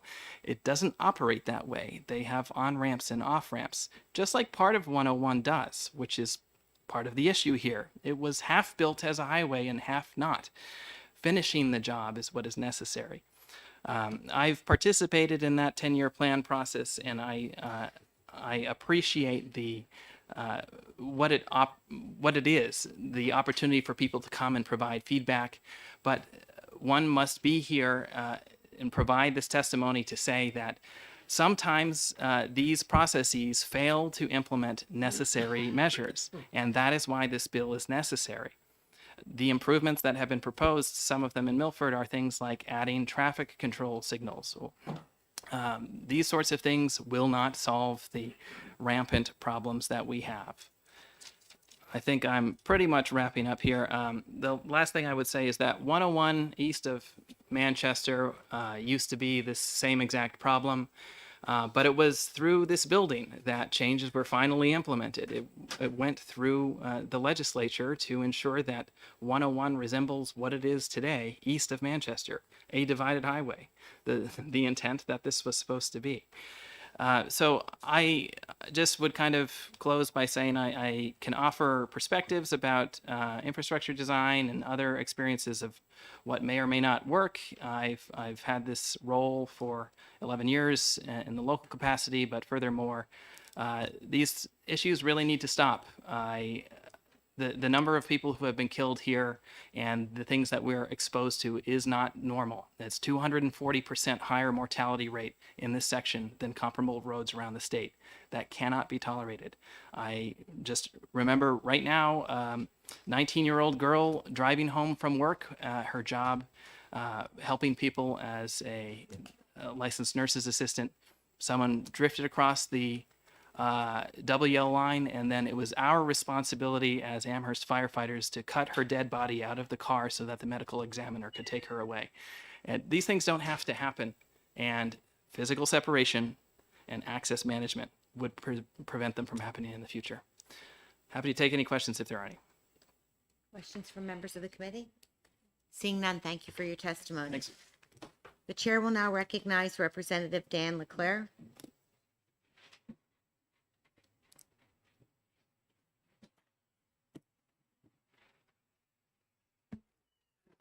Thank you, Madam Chair and members of the committee.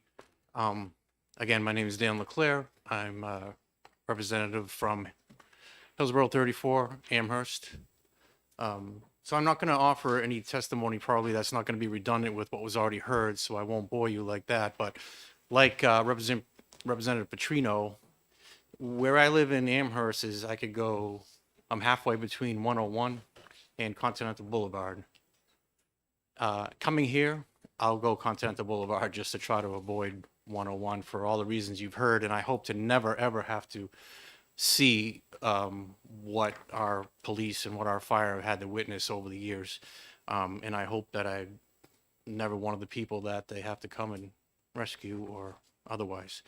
But that's all I really wanted to say today, and just in support of Senator Chanley's bill. And if necessary, I'd be happy to answer any questions. Thank you for your testimony. Yes, thank you. The chair will recognize Christopher Russo, okay. So tiny.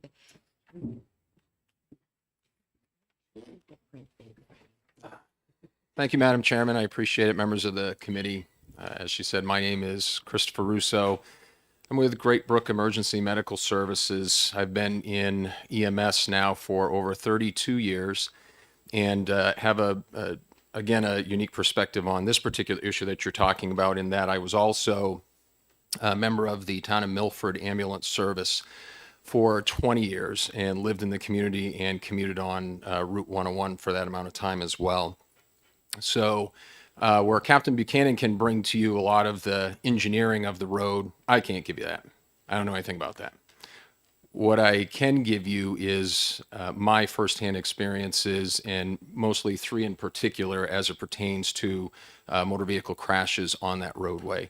For all the reasons that everybody has testified to and spoken to, driver inattention, consuming alcohol, being on their phone, being sleepy, or whatever. And with all due respect, one of the last things that I would suggest on that road is more signs, because we just don't need anything else to distract anybody while they're driving, right? We know that's not necessarily going to work or add anything to it. When I joined the department, one of the first accidents that I went to up on that highway, and again, we knew it to be pretty infamous for motor vehicle crashes, but one of the first ones I went to was a single male occupant in a vehicle who was not paying attention, crossed over the center yellow, and went head on into an SUV vehicle carrying a family, a mother, a father, and 2 kids. The single occupant male was not wearing a seatbelt, was ejected through his windshield, and then subsequently went over the hood of his vehicle, and then the vehicle ran him over. The front wheels drove over his head, crushed it kind of like a watermelon, really. His sneakers were still inside the vehicle, but he was not. There were injuries to the 4 that were in the SUV vehicle. We had several ambulances that were there to transport these folks. It was also a foggy night. We were unable to get a helicopter at that point, so it made logistics a little bit difficult. But again, with separation on that highway, this is something that would not have occurred. We would not have had a head-on in that particular instance.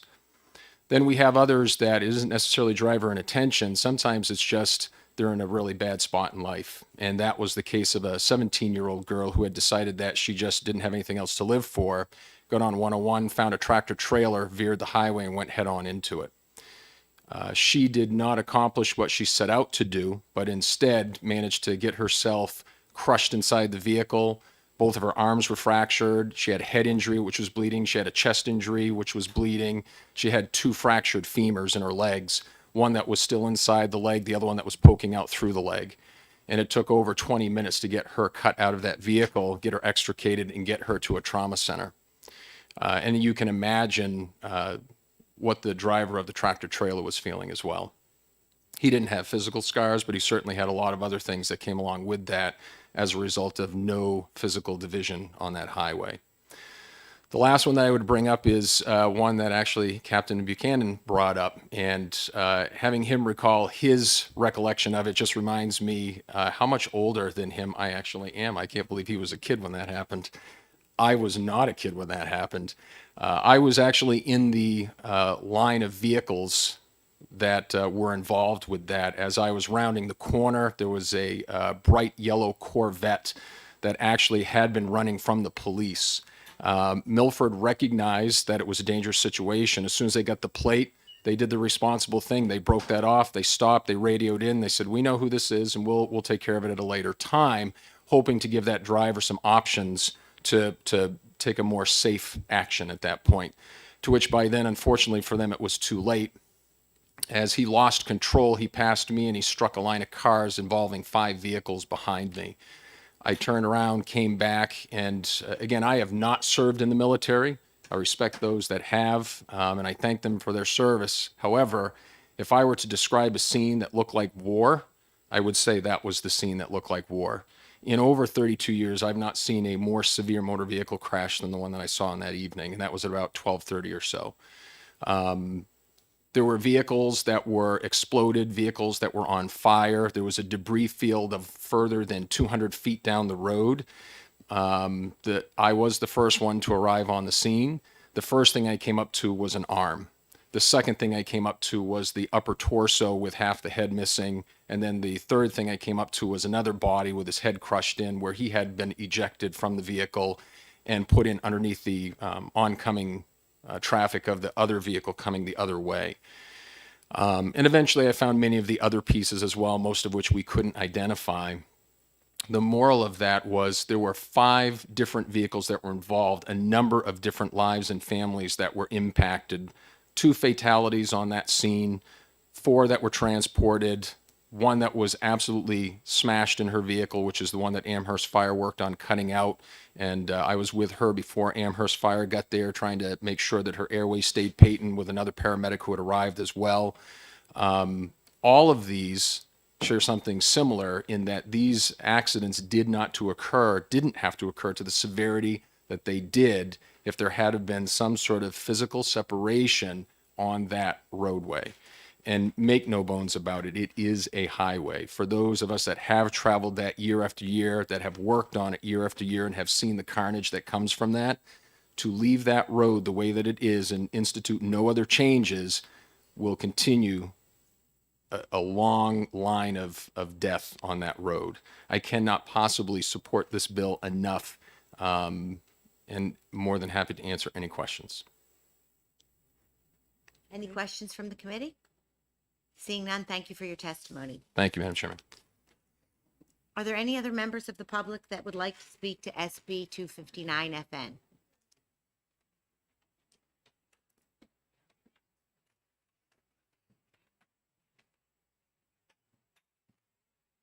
I do need to announce so that if we could, going forward, we have 4 more bills to hear that we're going to have to limit testimony to 2 to 3 minutes tops. Thank you. First, I got to squeeze in here. My name is Captain Craig Fry. I'm with the Milford Police Department. When I started in '98, the Chief Douglas was a captain, and he shortly became chief after that. Growing up in Milford, born there, and if you want to do the math, 1966, but with 2,500 people there at the time, 101 was built when I was in high school. You could go up there, and maybe the other police won't want to hear this, but you could drag down the road because there was no other people on that road. Now, the road hasn't changed since then.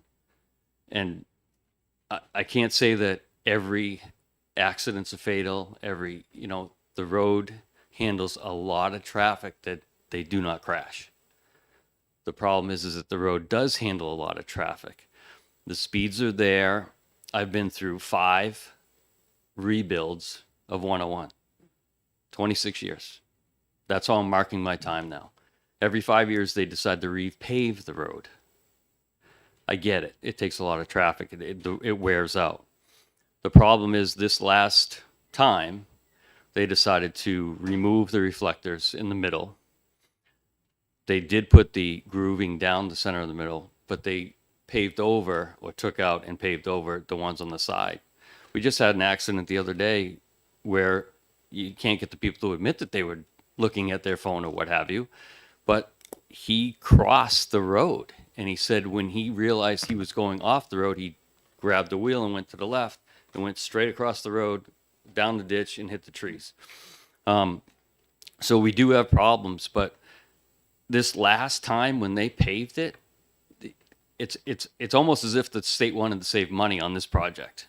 They didn't groove the outside breakdown lanes. They didn't put the reflectors back in. It seemed, they did replace and fix the guardrails, which they do with the federal government guidelines that they have to be able to take a hit. I've been on several fatal crashes. I'm the lead investigator as a TAR team, which is the accident reconstruction team. We work with Amherst. We've gone to most of their fatals. They've come to most of our fatals. So this bill is really important. And if nothing else, hopefully it'll speed up the Department of Transportation to actually do something. We've been hearing about the fix for 20 years. I don't know how many people have to die up there before it happens. And to answer your question, it's a straight road. There's no lights on it. It's dark.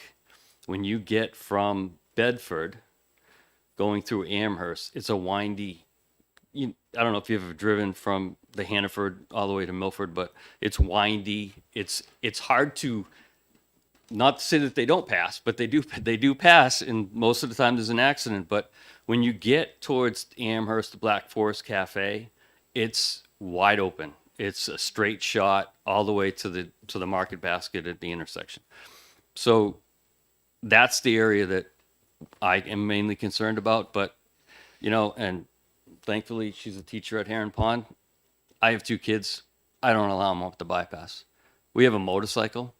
They don't go on the bypass. I will not let them go on the bypass. I was on the motorcycle team. I did not go up on the bypass. It's dangerous. We knew that. So that's all I have to say. The DOT has all the stats. They have all the fatal stats of what has happened up there. And to include not necessarily fatals, but incapacitating crashes where they don't die. They're missing arms. They're missing legs.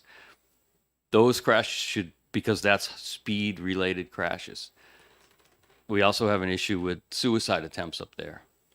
Chris brought up that one, but the Amherst, brought up another one, and it's easy. It's 12 inches that separates you from another car, and it's 2 yellow lines. So that's all I have, Madam Chair. Thank you for your testimony. Thank you. Does anyone else want to speak to SB 259? Seeing none, we will conclude the hearing for SB 259, and we will open the hearing for SB 256 FN.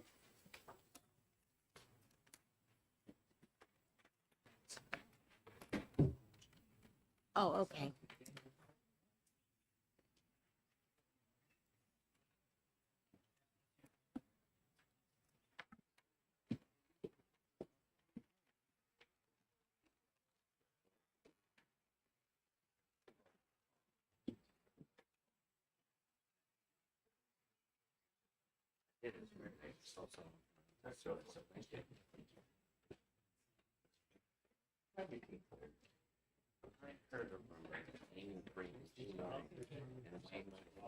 Sure. Correct. So you get some good info. You get some good intel.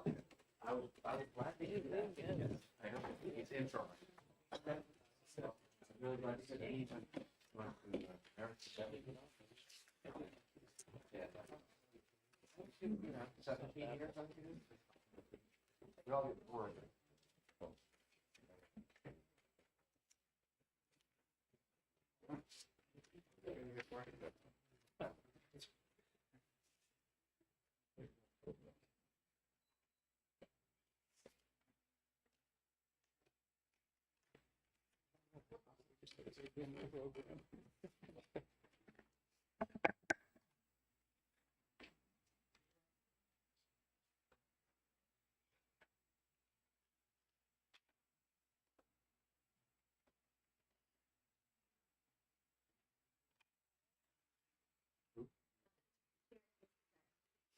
The chair will recognize our own Senator Ward. Thank you, Madam Chair and members of the committee. Ruth Ward, Senator from the District 8. It's 20 times, so I'm not going to repeat them. Good afternoon. I'm the prime sponsor of SB 256, which would establish both a lifetime and temporary safety program certificate requirements for off-highway recreational vehicles. I was asked to introduce this bill by the New Hampshire Off-Highway Vehicle Association, which represents OHRV clubs throughout the state who have been working on trying to pass similar legislation for 3 years. This legislation is a modified version of previous attempts and was worked on by stakeholders, which included the Department of Fish and Game and the OHRV industry. The bill would create a phased-in approach for requiring OHRV riders born after January 1, 1978, to take either a lifetime permanent training course or a temporary training course, which would be valid for 1 calendar year. It would grandfather in anyone born after 1978 and anyone who has already completed an approved Fish and Game training course. This should capture anyone born after 1978 that has taken a course since the department's records go back to the early 1990s. This version of the bill only deals with OHRVs and not snowmobiles. Both industries are rapidly growing and helping our state's outdoor recreation economy, but this bill focuses on OHRVs, which rely more heavily on private land and especially the use of public roads. Members of our local OHRV clubs often are already knowledgeable and respectful of their communities. This bill aims to try and reduce the number of bad actors and accidents by having young out-of-state riders and renters learn the rules on safety and be better educated to respect our communities and private landowners, which are vital to preserving the existing trail system and valuable economic impacts OHRVs provide the tourism and outdoor recreation industries in our state. I will defer a question to stakeholders and Fish and Game who have been working on this bill for years. There is a minor technical amendment which is needed to match the effective date for the temporary certificate program, and that it will be valid for 1 calendar year throughout the bill. Again, I ask for your support for the passage of SB 256. And all of you have got the amendment, which essentially just changes the date. And I'm not going to take any questions because I don't know very much about it. There are others much more knowledgeable about this industry. Thank you very much. Thank you for your testimony. The chair will recognize Rich Parsons.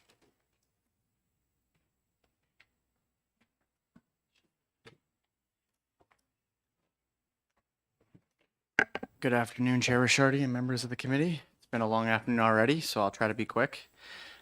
Thank you very much. I'm here today representing the New Hampshire Off-Highway Vehicle Association, and we are supportive of this bill.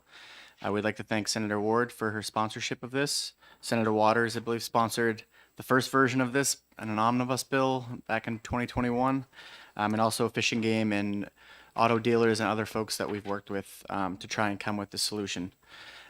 We think this is a uniquely New Hampshire solution to the problem. Originally, the bill sort of mirrored the boating safety certificate program a couple of years ago. And it would have been for snowmobiles and OHRVs, and instead this is taking an approach of just going after OHRVs, and it also it's hybrid in terms of it's not the boater safety course, and that the grandfathers people in that basically will be over the age of 46 years old. That's what Vermont does. Vermont has a cutoff date of anyone after, I believe it's 1983, do not have to take the course. And I think that date was based off of 25 when they passed their law years ago. So we think this approach will help. Originally, we really wanted renters to have to take some kind of a class because that's where a lot of the accidents were occurring. Education is a severe issue, and also we rely very heavily on private landowners, and we would like people to have better etiquette when they're riding by someone's property, to not rev their engine or do something that makes the whole community look bad. So we think this approach of having the temporary certificate, which would be good for 1 calendar year for mostly probably for rental places, and then also a lifetime permit, which if you've already taken one, if you're 12 and up and you've had to take the youth course, or if you've taken an approved one in another state, you will not have to take one at this time. And we do have some numbers that Fish and Game was able to provide in terms of number of people that would be impacted, and roughly 58% of riders would be over the age of 46 and would not need to do that, and 2/3 of those folks are New Hampshire residents. The under 25 folks that we phased in first would be roughly 6.5%. This is based off 2022 registrations. The 26 to 35 would be about 16.5, and the 36 to 45 age range makes up about 19.5% of riders. So these folks would have the ability to take a live in-person free class or the online option that currently exists today. The lifetime program is ready to go, and the temporary one does need a little bit of time.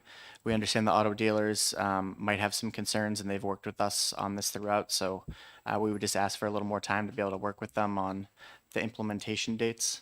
And with that, I will conclude my testimony. Oh, thank you. Do members of the committee have any questions? Seeing none, thank you for your testimony. Thank you. The chair will recognize Captain Michael Eastman.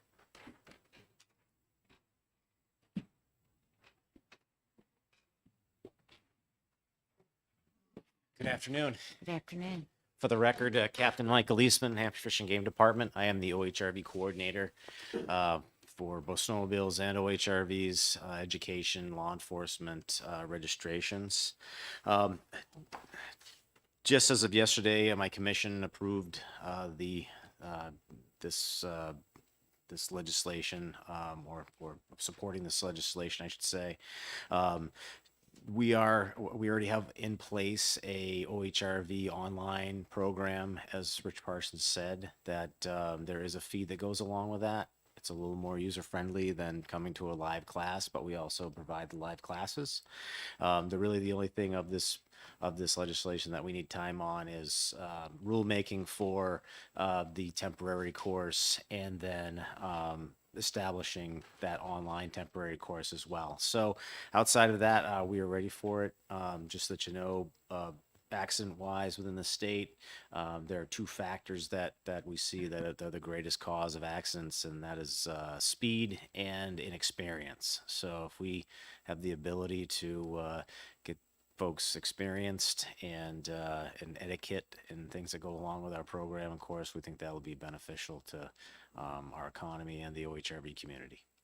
Thank you. Questions? If I may, Senator Waters. Thank you, Madam Chair. And thank you, Captain Easton. It's going to be cold this weekend, huh? It sure is. Bundle up. So the one question I had is that we had reference from Rich Parsons about the approved courses from other venues. Yes. And do you have a pretty good handle on what of the other state and Canadian courses that would meet that approval, so that that'll be something that won't be too difficult for you to?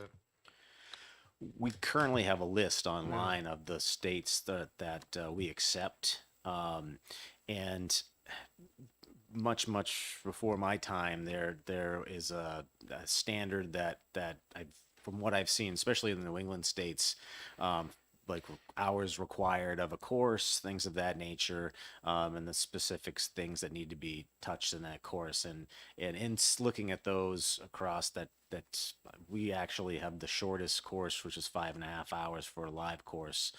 Maine is 6.5. I can't remember what it's been a little while since I looked, but certainly our course is designed along that same lines, and that's why we'd accept those other states. So I just follow up, so that with your rulemaking, it'd be pretty clear to the folks from other states, just, how they go about to make sure they're covered if they have taken a course. Yes. Yeah, yes. Thanks. Good.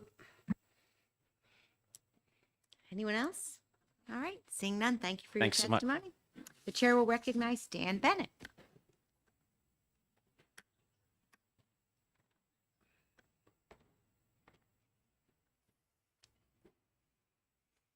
Good afternoon, members of the committee. Dan Bennett with the New Hampshire Auto Dealers Association. We're a trade group for the motor vehicle industry. Here today in front of you on behalf of our 40 or so power sport dealers and rental agents. So we are very supportive of OHRV safety programs and SB 256. We've worked on it with the other stakeholders who you've heard from over the past few years, especially when the safety training programs focus on responsible ridership. It's an area that really needs education. We would like to work with Fish and Game and the folks at NOVA to make a slight improvement to the bill. We've seen, and just as you know, many of our dealers also are in the boating world as well, and saw tremendous success with the boater safety certificate program years back, and appreciate the fact that that was used as the base model for this. Our suggestion is to move the temporary certificate effectiveness date to possibly July 1, 2024, to give Fish and Game a little bit of time to develop and implement the temporary safety certificate. It's really a fairness issue to not roll out both options in the same season. It won't be fair to the rental agents. If the permanent section becomes effective, but the temporary certificate does not, those rental agents may suffer because folks will be either forced to do a permanent certificate, lifetime certificate, which they may not want to, or have the time to, or they just won't rent at all. So they'll be left out of the mix. So in giving that extra 6-month buffer, we're hoping that would give Fish and Game the time to go through the rulemaking process, GELCAR, and come up with an effective program. So that's our suggestion. And just as an FYI, NHADA and Fish and Game and NOVA are great partners. We work tremendously well with them. We're very collaborative. I'm confident that we can get to a solution. The July 1 date was something we just discussed just a little bit earlier. It hasn't been vetted internally with Fish and Game, but it's a suggestion, and we hope that it's something that we could that we get to a yes, get to a solution on. Thank you. Thanks. Members of the committee have any questions or comments? Seeing none, thank you for your Thank testimony. you. Are there any other members of the public that would like to speak to SB 256? Seeing none, we'll close the hearing on SB 256, and we will open the hearing on SB 188.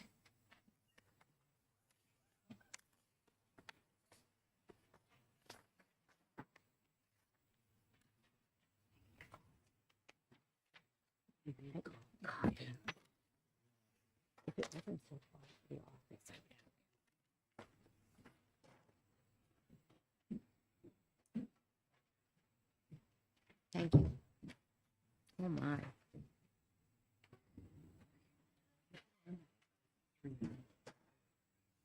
Good afternoon. Good afternoon, Madam Chair and ladies and gentlemen of the committee. For the record, I am Senator Donovan Fenton. I represent District 10, which is most of Cheshire County and Peterborough. I'm here today to introduce Senate Bill 188. This bill places a variety of record-keeping requirements on catalytic converter and scrap metal dealers and requires their cooperation with law enforcement in the event of a theft. So what is a catalytic converter? Well, a catalytic converter is part of your car's exhaust system that converts harmful engine exhaust pollutants into something less harmful to the environment through a chemical reaction. So why are people stealing them? They contain 3 metals that aid in chemical reaction that makes that exhaust less harmful. And those metals are platinum, palladium, and rhodium. And the prices of these metals have risen dramatically. As a result, one CAT, which is the short word for catalytic converter, is worth anywhere from $150 to $1,500 and can be sawn off a car in a matter of minutes. State Farm reported that in just the first half of 2022, it had received more than 23,000 catalytic converter theft claims nationally, and New Hampshire is no different, as you're going to hear. We're seeing dealerships, rental car, UPS facilities being hit, as well as cars just parked on the street. This bill will help curb theft of catalytic converters by regulating the purchase of the automobile parts by scrap and metal dealers. It's also going to require proof of identification and a bill of sale or other document indicating ownership from sellers. And you're going to see an amendment later as well that I've put on your desks, and that deals with licensed salvage yards be exempt from the provisions of this section if they take in a full car instead of just pieces of those vehicles. And with that, I'll take any questions. Members of the committee have any questions? Awesome. Off the hook. Thank you, Madam Chair.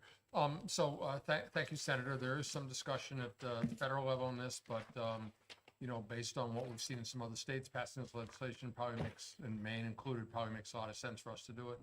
Yeah, there's been talk of federal legislation for, Senator, thank you for the question, for quite some time. And, the way we're trending, which is good, is that a lot of New England states are introducing this legislation. Massachusetts just passed similar legislation. So the whole purpose is to try and cut off the market here in New England. I'd like to also state that, is it true that it renders the car useless? Like, once they steal that, that's it? No, but you will not pass a state inspection without a catalytic converter. All right. You can still drive it, but it'll be pretty loud probably as well. Thank you for bringing it forward. I had a lot of constituents ask me, is something going to happen to address this issue? So it's a good bill. Absolutely. Thank you, folks. Okay. The next person the chair will recognize is Don Bennett. Dan Bennett. Back again, Dan. That was quick. Yes. Good afternoon, members of the committee. Thank you again, Dan Bennett, New Hampshire Automobile Dealers Association. We represent about 500 businesses in the motor vehicle industry, including both franchised and independent sales and service facilities. So those are the folks that I'm in front of you today on behalf of. So I'm going to have some testimony and then also be able to answer a question that I heard. We do support SB 188 and its amendment. The bill is very close to the Massachusetts law that was recently passed.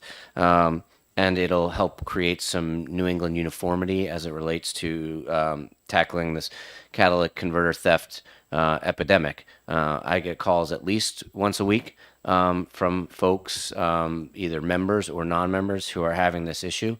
If you think about it, a car dealer's lot late at night for catalytic converter theft is like fish in a barrel. It's a sawzall and a skateboard or a creeper, and you can move one of these vehicles pretty quickly and steal these converters. So it's a real problem for us. The thefts come at a great cost to the victims. Be it the citizen or be it the business. Our HVAC contractor called us one Monday morning and said, I'm not going to be there because someone hopped the fence and took out their fleet of white Silverados. So it happens all the time. I'm sure you've had constituent calls as well. We've looked at some of the other solutions out there, what some of the other states are doing. The most common one being VIN etching. And in speaking with the folks, the experts who do it, VIN etching isn't an acceptable solution because it can be grinded off really very, very quickly. So VIN etching is not a good way to do it. The chain of custody, chain of theft approach, choking off the illegal marketplace at the point of sale seems to be the best way to do it. So that's what this bill proposes. That's the best way to close it down. We've met with and we've worked with in the past with the Auto and Truck Recyclers Association from New Hampshire, and that's how we had conversation and then suggested a proposed amendment, because their business model is very different as it comes to catalytic converters. They take in whole vehicles, they part them out, a bumper here, a mirror here, and then they take the converter, kind of dump it in a box until they can go to a reseller and bring in 100 of them. It would be very difficult to have driver's licenses, VIN numbers, tracking them that way. So that's where I think it's a reasonable exemption to give them and support their amendment. So we hope that you find that to be the case as well. I will mention, I heard the question about the federal action. Representative Jim Baird did have a bill last year. It didn't make it. We've been told he's going to file it again at the federal level. We'll see what happens there. That bill is very different. It has enhanced enforcement capabilities. It also has VIN etching requirements, but those VIN etching requirements are on the manufacturer at the point of production.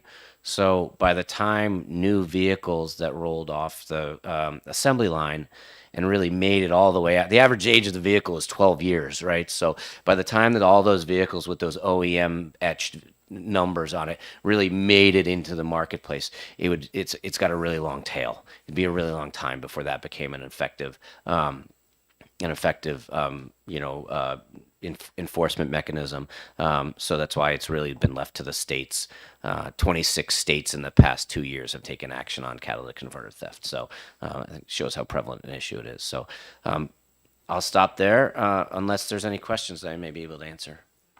Seeing none, thank you for your testimony. I have one Oh, quick one. Yeah, sorry. Thank you. Trying to I was a move- little moving slow on the along, button. I was a moving little slow along. on the button there. So, thanks so much, Dan, and I think this is just a great bill, but I can't help but remarking that electric cars don't have them. But the question I had for you, though, was what's the kind of cost a car owner might face to replace one of these? Yeah, so thank you for the question. There is a member of a dealership here who I know is going to testify later. Anecdotally, what I've heard is that they can cost up to about $2,000 to replace the converter, and they're being sold for about $150 in the illegal marketplace. So the impact on the vehicle owner or the dealer itself, the financial ramp is exponential. Thank you. Okay, thank you for the Thank you. testimony. The chair will recognize Travis Allen.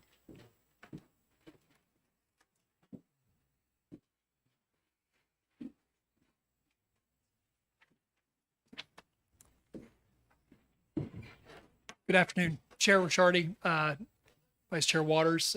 Thank you for the opportunity to be here today. My name's Travis Allen. I'm the Group Risk Manager for Enterprise Rent-A-Car Company of Boston. My operation with Enterprise that I work for operates in Massachusetts, the entirety of New Hampshire, and the entirety of Maine. Senator Fenton, thank you for filing this bill. We believe it's very thoughtful. I'll read to you some of my remarks and testimony. We think this is a very important piece of legislation to curb the theft and subsequent illegal sales of catalytic converters. New Hampshire has seen a serious surge in thefts of this expensive auto part from all types of vehicles in recent years, and now is time we hope the legislator will act. We hope that New Hampshire will quickly follow other states who have recently enacted bills, such as Massachusetts, New York, Connecticut, and Maine, in passing this law. Enterprise, in our operation, we operate 34 locations in New Hampshire. We proudly employ 300 residents of New Hampshire, and we operate and rent a fleet of 4,400 rental cars and trucks annually here in the state. It's a profitable business, this catalytic converter theft, and horribly expensive problem for vehicle owners and individual citizens and businesses alike. The press release that the National Insurance Crime Bureau made after Massachusetts recently passed legislation referenced during the pandemic, there's been a spike of over 1,200% in this catalytic converter theft activity in the United States. That's staggering. As Senator Fenton had mentioned, it coincides with the increase in value of the three valuable metals: the rhodium, palladium, and the platinum. That's made that are used in the manufacture of a catalytic converter. Senator Waters, you'd asked a question about the cost, and being a risk manager and looking at the claims, I can answer that. It's usually about $2,000 per incident to the vehicle owner, whether that's an individual or a business that owns a fleet of vehicles. One of the reasons for this is the thieves who are perpetrating this crime very often are doing it quickly, very crudely, with a sawzall and a creeper or a skateboard, and they are just slicing this off, and it causes damage, unintended damage. It's greater than just the catalytic converter to the automobile that they're cutting this off of. Other companies, and we hear this, a lot of our locations are based in dealerships or body shops. We co-locate facilities for convenience for the citizens of New Hampshire. And, whether it's our fleet of vehicles that are parked, or it's the dealership or the body shop that's working on, individuals' cars, we've seen multiple examples of this, across the entirety of the territory I'm responsible for over the last couple years. Anecdotally, to New Hampshire, in October, we had our location in Littleton that in one weekend had 5 vehicles of ours where we had catalytic converter thefts. We co-locate with Littleton Auto Body, and they had a handful of cars too that were also impacted. These are people from, who took their car there for an auto repair, and it's on the lot of this body shop, and it's going to be in the shop even longer now because the catalytic converter's cut off. But I just wanted to thank you all for the time. Senator Fenton, thank you again for filing this. We think it's a very thoughtful piece of legislation. I do agree with the gentleman from NHADA as far as the exception for the auto recyclers and the ultimate ineffectiveness of the VIN etching. On this, we believe this is a very thoughtful bill that will go a long way to curb some of the activity in the state of New Hampshire. Thank you. Any questions or comments from the committee? Just a quick question. Thank you, Madam Chair. Are the insurance companies reimbursing the car owner for them, or It would be an dealerships, auto or- claim. It would be an auto damage claim. So this Okay. this would be covered. It's interesting. I did some work on the legislation that recently passed in Massachusetts, and excuse me, one of our partners in that effort was the National Insurance Crime Bureau agency, and the insurance industry in Massachusetts was also in favor of it. Because any type of legislation that will curb the activity will curb their costs out of pocket for reimbursing Sure. their policyholders. Good, thank you. You're welcome. Anyone else? Thank you for your testimony. Thank you. Chair will recognize Kyle Sipples. Good afternoon, Madam Chair. Thank you. My name is Kyle Sipples. I am part of the executive team with the Autosaver Group. We have 13 dealerships in New Hampshire, Vermont, and one in New York State. We have our New Hampshire dealerships are in Littleton. We have 3 dealerships in Littleton where we employ roughly 75 people. I have never been happier to make the drive to Concord. I've been waiting for this bill. What I can tell you is we're kind of a good lab experiment because we have dealerships in, as I said, one in New York, several dealerships in central Vermont, and then we have a line of dealerships in Vermont, but on the border with New Hampshire, and then dealerships in Littleton.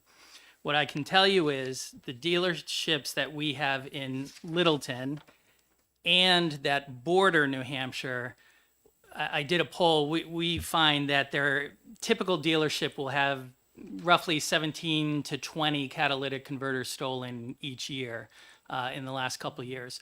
Our dealerships in central Vermont and western Vermont and New York State are averaging 2 to 3. So just the mere fact they're 45 minutes down the road.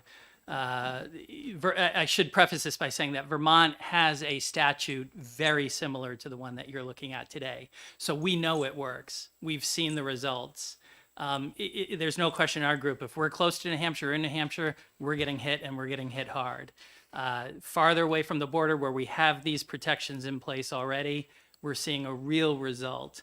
Again, I did some polling. Typical cost to repair is anywhere from $1,500 to $4,500, echoing the comments earlier that these are very crude jobs that are done, and they're very often damaging other parts of the car when they're taking these when they're taking the catalytic converter. So it's not unusual to see those repairs creep $3,000-$4,000. We've seen up to $4,500.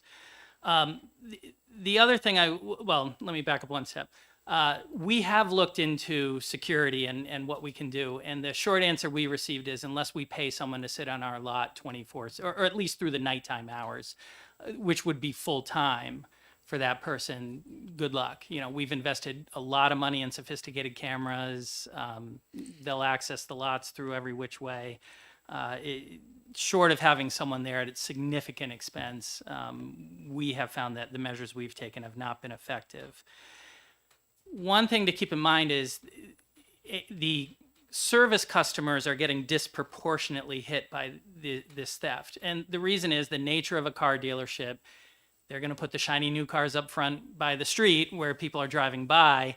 The service customers' cars tend to be parked more toward the back. So for that reason, we're seeing quite a bit of people who just brought their car in for an oil change or something like that now are missing a several $1,000 component. And just to put a little face to this for you, we have right now a snowplow truck owner who had his catalytic converter stolen. It rendered the vehicle inoperable. He is literally out of business, and we cannot get the part to fix his vehicle. He's going to be out of business basically for the entirety of this winter season. This is his livelihood. We also had, our dealership in Littleton had a van from the Boys and Girls Club, and the catalytic converter was stolen. It rendered their van inoperable. They could not transport kids to their programs.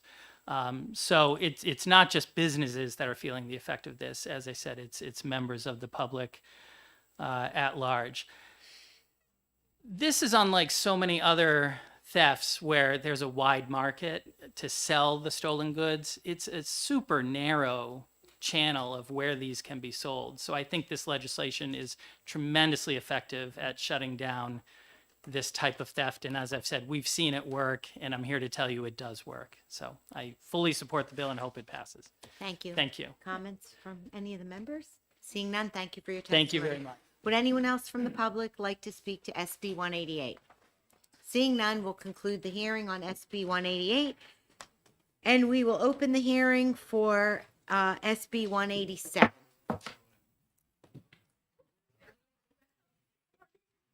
187.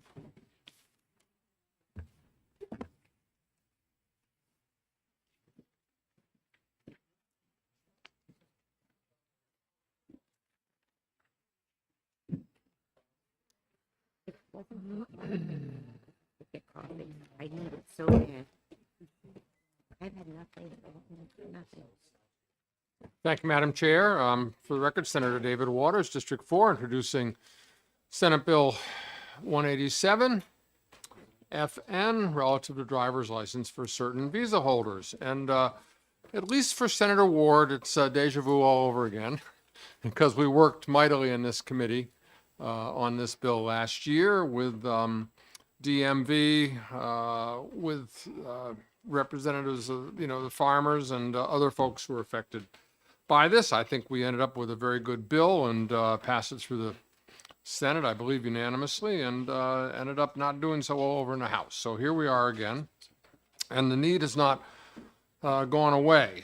Basically what the bill will do is let us recognize this very particular category of workers, H-2A, Temporary Agricultural Worker Program, people who come to work on our farms to do the harvests and other work, that they shall not operate a motor vehicle in New Hampshire unless valid driver's license or permit to operate a motor vehicle issued by another U.S. jurisdiction, or has a valid license, driver's license or permit to operate a motor vehicle from a jurisdiction outside of the state, and 18, lawfully present of the United States for less than a year. These are temporary workers, and has an international driving permit if their license issued from a jurisdiction outside the United States is not written in English.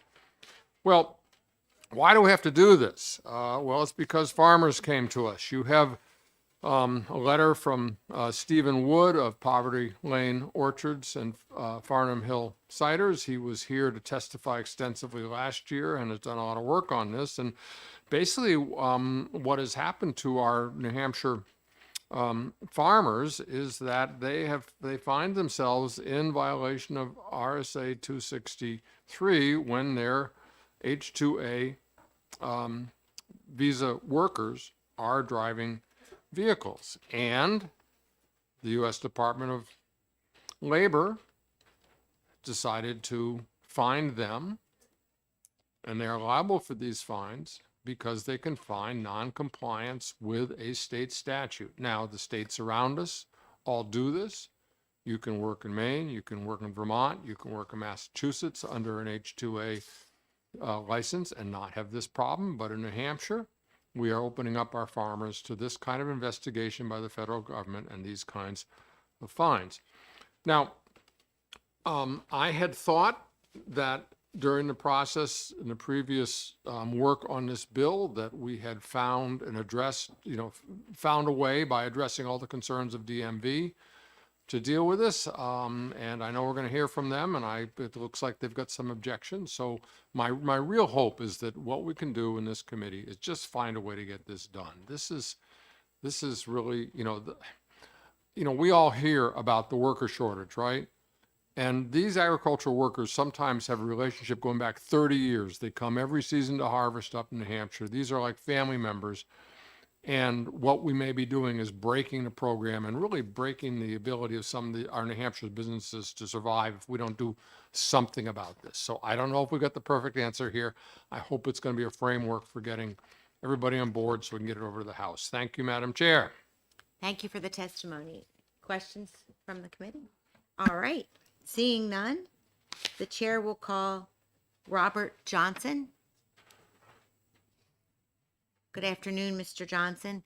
And if you could try to be at 2 to 3 minutes, given the nature of the hour and the amount of bills. Thank you. Thank you, members of the committee. For the record, Rob Johnson, representing the New Hampshire Farm Bureau. Turn on the mic.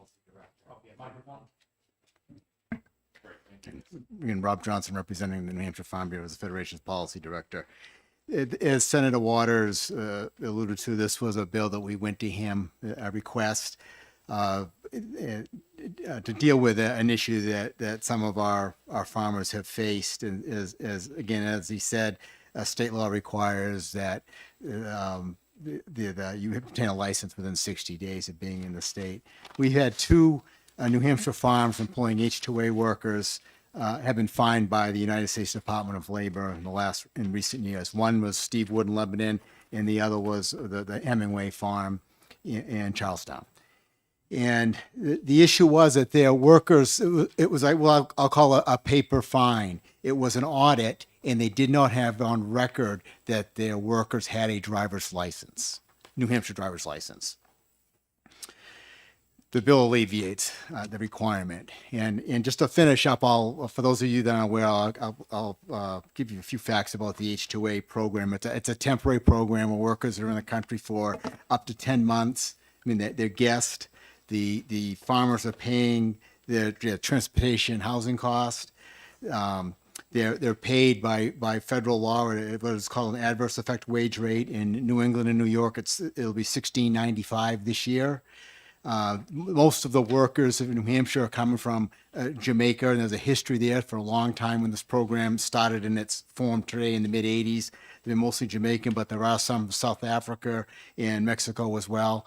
I'm often asked how many are we talking about in New Hampshire. A few years ago, I can tell you, I came across a number, said we were looking at about 240, 250 on 40 plus farms in the state. It's a little above that now in each case. We're probably close to 50 farms now, and it may be well into the 300s. I guess the point I make is that these workers are vetted by the program. They're like, as Senator Waters alluded to, they're like family. Many of these workers, they return year after year after year. And they are, what is key to our members is these are professionals. These are professional farmers that they rely on to make their farm work. And again, we're just asking you to ease a regulatory burden on our New Hampshire farms. And with that, I'll conclude my testimony and thank you. Questions or comments from the committee?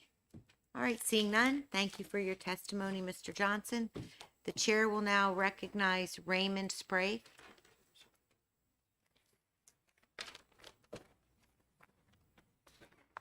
Hello. Thanks for giving me a chance to speak. I'm Ray Sprague from Edgewater Farm, Plainfield, New Hampshire. We crop 70 acres of mixed fruit and vegetables in Plainfield and in Cornish. We employ 45 employees yearly, 7 of whom travel on the H-2A program. 2 of these employees have worked with us for a combined 30 years, and they're licensed to drive with both Jamaican licenses and international driver's licenses. Our farm, like many other farms in the state, are made up of many small fields. They can be 3 to 4 miles apart. It's been crucial for us to have these employees that are able to drive both trucks, support vehicles to these locations. Our daily routine could be moving seedlings, irrigation equipment, weeding equipment, or all the harvested produce from these locations. And we trust these workers to get this job done safely. I can assure you from my experience that these workers are as safe drivers as anyone else on our crew. They don't take chances and they report on the condition of the vehicles daily. If anything needs attention, or needs maintenance, they're on top of it. They abide by the safety of the rules of the road as they do in their home country. I have regularly begged rides home from them when I've been shuttling tractors and other stuff from fields, and feel very safe. I've traveled many countries in this world and driven with my New Hampshire license with no restrictions and on time. I do not possess an international driver's license. I have been able to use my New Hampshire state license from New Zealand to South Africa to Jamaica. A license to drive issued by a responsible government should be a license to drive anywhere in the world. Why do we question the licenses of these workers from foreign countries when those countries don't question our New Hampshire licenses? These workers should not need another license to drive in New Hampshire. Thank you. Sorry. Questions or comments from the committee? I just, for point of reference, when we go to Italy, and my husband he's a citizen in both, but he gets an international license when he goes. I think he has to. So I just wanted to put that Sure. out there. Yep. Okay. Thank you for your patience Thank you. today. Oh, sorry. Okay. Senator Ward, your mic. Thank you. So you said that many of these come back every year, so they go back home and then they come back to the United States to work for you. Do they have to ask and to get a temporary license every time they show up? I can't. We initially thought that an international driver's license would serve them, and we asked them to get that to the gentleman. Okay. But they don't have it. Neither of them have a New Hampshire I driver's see license. somebody behind you apparently can answer that question. She can answer it. You guys know. Okay. Wait a minute. Madam Chair, could you ask her to come up? Yes, thank you for your testimony. Thank you. And again, I want to thank everybody for waiting so long for this bill to be heard. It's been a long day. Would you like to come forward and state your name, please, for the record? Well, thank you. Thank you so much. Thank you, Senator Waters, for being a sponsor of this bill. Thank you so much for giving us the time to speak. My name is Debbie Hutchinson. I am the Attaché Vice Consul for the Government of Jamaica, and my country has the prestige of being in this country serving the migrant program for 80 years this year. We started in 1943.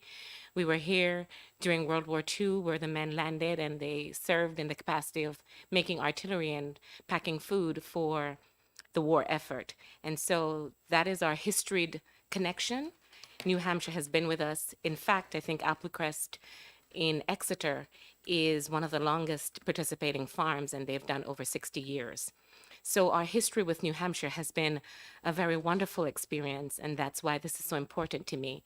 All of the landlocked states around you, your neighboring states, have made it possible for the men to have access to driving. Driving is what protects them and keeps them from being vulnerable, even to go to somewhere as simple as a doctor without having to share the privacy of that experience is what we call dignified work. And so when we speak to the international license, any Jamaican worker who is approved to drive as part of the job condition is able to get an international license very easily to be here. But under the Vienna Charter, it's not really necessary if your preferred language is English. Our preferred language is English, and therefore the international driver's license is not a requirement. It's usually used for interpretive purposes and not something that speaks to your ability as a driver. But we do give it just for jurisdictions where they might have issues looking at a Jamaican driver's license, because there is at times those officers who will say, I've never seen this before. And so sometimes just as a double protective measure, we make sure the men are outfitted with an international driver's license. But to be fair, the Jamaican driver's license is written in English. And the last point I want to make is I implore you to trust the process. The Department of Homeland Security is very astute in managing the process of driving in the United States. Therefore, if a worker were issued a ticket for infractions like a DUI, they would be precluded from having a visa to participate. So there are tiers and there are structures to make sure that the worker is responsible. The cost of losing a license is far too great. So those workers who do drive take that ability and that privilege seriously, because they don't want to jeopardize their ability to participate in the program at $16.95 an hour. And finally, I would like to say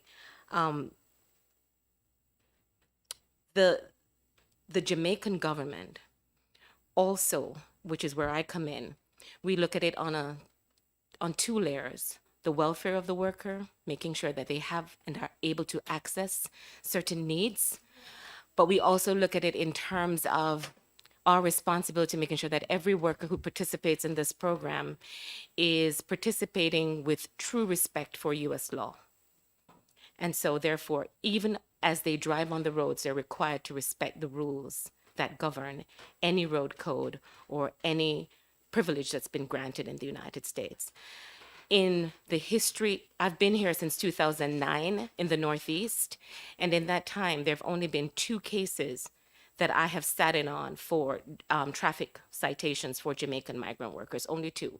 The first was in 2012, and that worker had to go to courses 3 consecutive Saturdays, and for all of that time, I had to sit through every single obligation that he had to meet in order to keep his ability to drive in the state of New Hampshire. So we also manage that process here on the ground in New Hampshire. So you have the Jamaican government as part of the process, and Department of Homeland Security here also to ensure that the workers are diligent, they are safe, and that they will also abide by all of your standards in New Hampshire. I thank you. Thank you. Questions? Senator Ward? I just want to have clarification so I know what we're talking about here. And so these people who want to come over here and work can get an international driver's license? Yes. How many years is that valid for? So it's every year that they're required to. So each year that they come back, they have to get a new one? Yes. Okay, that's what I was looking for. Okay, thank you very much. You're welcome. Thanks for your patience. Thank you for your Thanks time. for being here. The chair will now recognize Michael Mercier and Jeff Oberdon. Madam Chair, Yes. I didn't sign in. May I just Absolutely. quickly say a few words, and I'll turn it over to these 2 gentlemen? Welcome back, Thank you. Director. Very quick here. Thank you, Madam Chair, members of the committee, John Marasco, Director of the Division of Motor Vehicles. As I listen to the testimony here, I think about after the last session, we had the opportunity to meet with Senator Waters. I think that we're all on the same page and that we want to get to yes. I listened to your testimony, which is wonderful. And Jeff and I were just talking about, we have a point of contact. What we were looking for the last time was reciprocity with Jamaica. I know that, we have reciprocity with Canada, with France. We're working on a reciprocity agreement with another country right now that's going through legal. So it can be done. It can be done. And actually, I believe in this room, I know that I looked up what you have to do to get a driver's license in Jamaica, and it was actually more stringent than here in the United States. So if we're going to have reciprocity, I think reciprocity with Jamaica would be a wonderful opportunity for everybody. And Rob Johnson does a wonderful job representing the farming community. So I guess what I would open with is we've signed in to oppose the bill, and I have Supervisor Mike Mercier and Supervisor Jeff Oberdank, who are well-versed in licensing, and there are some technical areas of the bill that they'll speak to. But I guess what I wanted to say to you, Senator Waters, is I look forward to sitting down and talking more about how we can get to yes on this and how we can remove these barriers so that the workers can do what they need to do. And I think we have a wonderful point of contact back here to get there. So I don't know where the bill's going to go in the future, but I just want to let you know that is why we're opposing it. It's on technical terms that you'll hear, but our commitment to you is to work with you after this hearing, if you'd like to. If I may, Madam Chair, just a question. Yeah, thanks so much. And obviously, we want to work together on it. I have a couple questions. So I would hope that the technical ones, that we could, by the time we probably want to exec this next week, that we could get that straightened out and get an amendment. But the related question is this, on the reciprocity. If, is the reciprocity issue a no-go for you at this point? No, the reciprocity, I believe, that was really when we were looking at, after the last session, Yeah. legislation going forward. That's, I believe reciprocity is the solution. So I think the only thing I had to go by during that conversation that day was what was on the internet on the Jamaican DMV website. But I think at this point, we've got somebody we can sit down with, and I think we can try to expedite this through legal. And like I said, I've already looked at the parameters that are on the official website, and they're more stringent than what we have here. So to answer your question, I believe the reciprocity, since we've already established that, we have models for it, we've done it. We're currently working through one with another country right now. I don't see why we couldn't do this. So if I may follow, so I guess let me be more specific question. If we do the technical stuff, should we also try to do the reciprocity? Because what I'm saying is that we could put in the bill, a trigger, say, that this will go in effect upon the completion of the reciprocity process. Or we could say that this will pass, but there will be a date certain by which the reciprocity will be finished, independent of saying this is good to go. So whichever you want, I hope that, we can get it done, so we can get not just pass the bill, but get this able to happen, Yes. We want maybe that. not for this summer season, but pretty soon. So, it's your call, but if the reciprocity thing, we could build it into the bill, or we could, whatever you want. So I'm open to whatever, Thank you. whatever we can do to get there. Thank you. Thank you, sir. Thank you. Thank you, Madam Chair.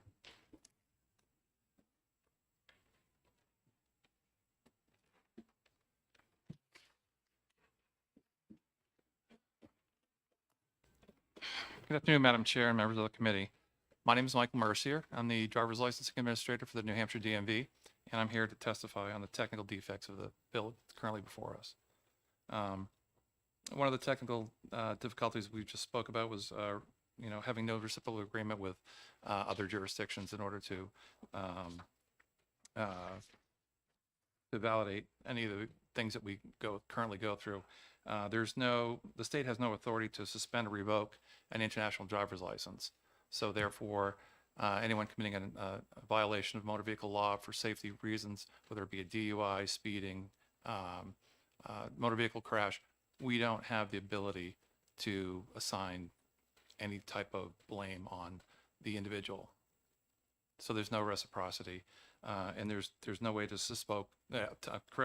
no way to suspend or revoke an international driver's license. And for the record, my name is Jeff Oberdank, former administrator of driver licensing, still with the division. And Senator Waters, we sent you some language last year that I think will work. I think it's just digging up the language that we worked on here in this room, actually, which talked about the reciprocal agreement. So we have language already crafted for that. So this is not going to be a 2-3 week process. I think it's just a matter of digging that up and getting to that. But our concerns initially were, as Mike had said, the international driver permit is not a recognized license or a product. So how do you track the driving record? How do you suspend or revoke those who aren't driving properly? The reciprocal agreement allows us to work with Jamaica and the province or any other province we have an agreement with to make sure that bad driving infractions do in fact make it to their driving record back home. And that if that is a consideration of their employment and somebody's really behaving poorly on the road, then they don't get that consideration to work here. Madam Chair, my apologies if we had that language and I didn't get into this because I thought we had done it, but would you resend? I will. And let's talk and we'll see what we can do to get it done. Yeah, I think the language is already done, matter of fact. Well, my bad. No worries. And with that, we'll take any questions you may have. Questions from the committee? Seeing none, thank you very much. Thank you.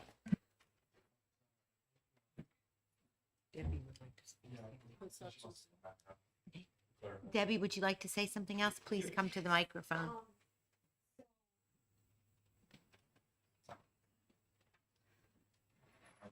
I'm a little confused driving privileges because you can suspend driving privileges even if it's an international license. Once a ticket is issued, the passport information is recorded and it is not only flagged in our system, it's flagged by Homeland Security as well. So the embassy is also privy to the information where that driver received an infraction or a traffic violation in any state in the United States. And I can tell you that in 2012, from as far back as 2012, when this happened, even though the worker had completed his community service and everything here in New Hampshire, because I had to go to, it was a DUI, and we completed the 24 hours required and also the community service, he still was sent back by the U.S. Embassy in Jamaica to do another training program before he was issued a visa the following year. So there are ways and means of tracking traffic violations in the state. Also, with reciprocity, for us, since the Vienna Charter, we have recognized every single state in the United States as having the privilege to drive in Jamaica. So that is something that is, for me, a non-issue as a government of Jamaica because we already have that standing relationship with all states. I did notice that New Hampshire said they did not recognize certain tenets under the Vienna Charter of in the 40s, way back in the 40s. But I think we're open to that conversation. But just to be sure, we can track violations in the state, and we do monitor any violations or any breaches of U.S. law in the state for all workers that are here on a visa. Thank you. Their social security numbers are attached to it as well, and so we can also track them by their social security numbers. So they all have, once you are participating on the Jamaican program, you're a taxpayer, you have a social, and that social can also be flagged. Thank you. Thank you. Would anyone else like to speak to the public hearing on SB 187? Seeing none, that concludes the hearing on SB 187. And we will now open the hearing on SB 186.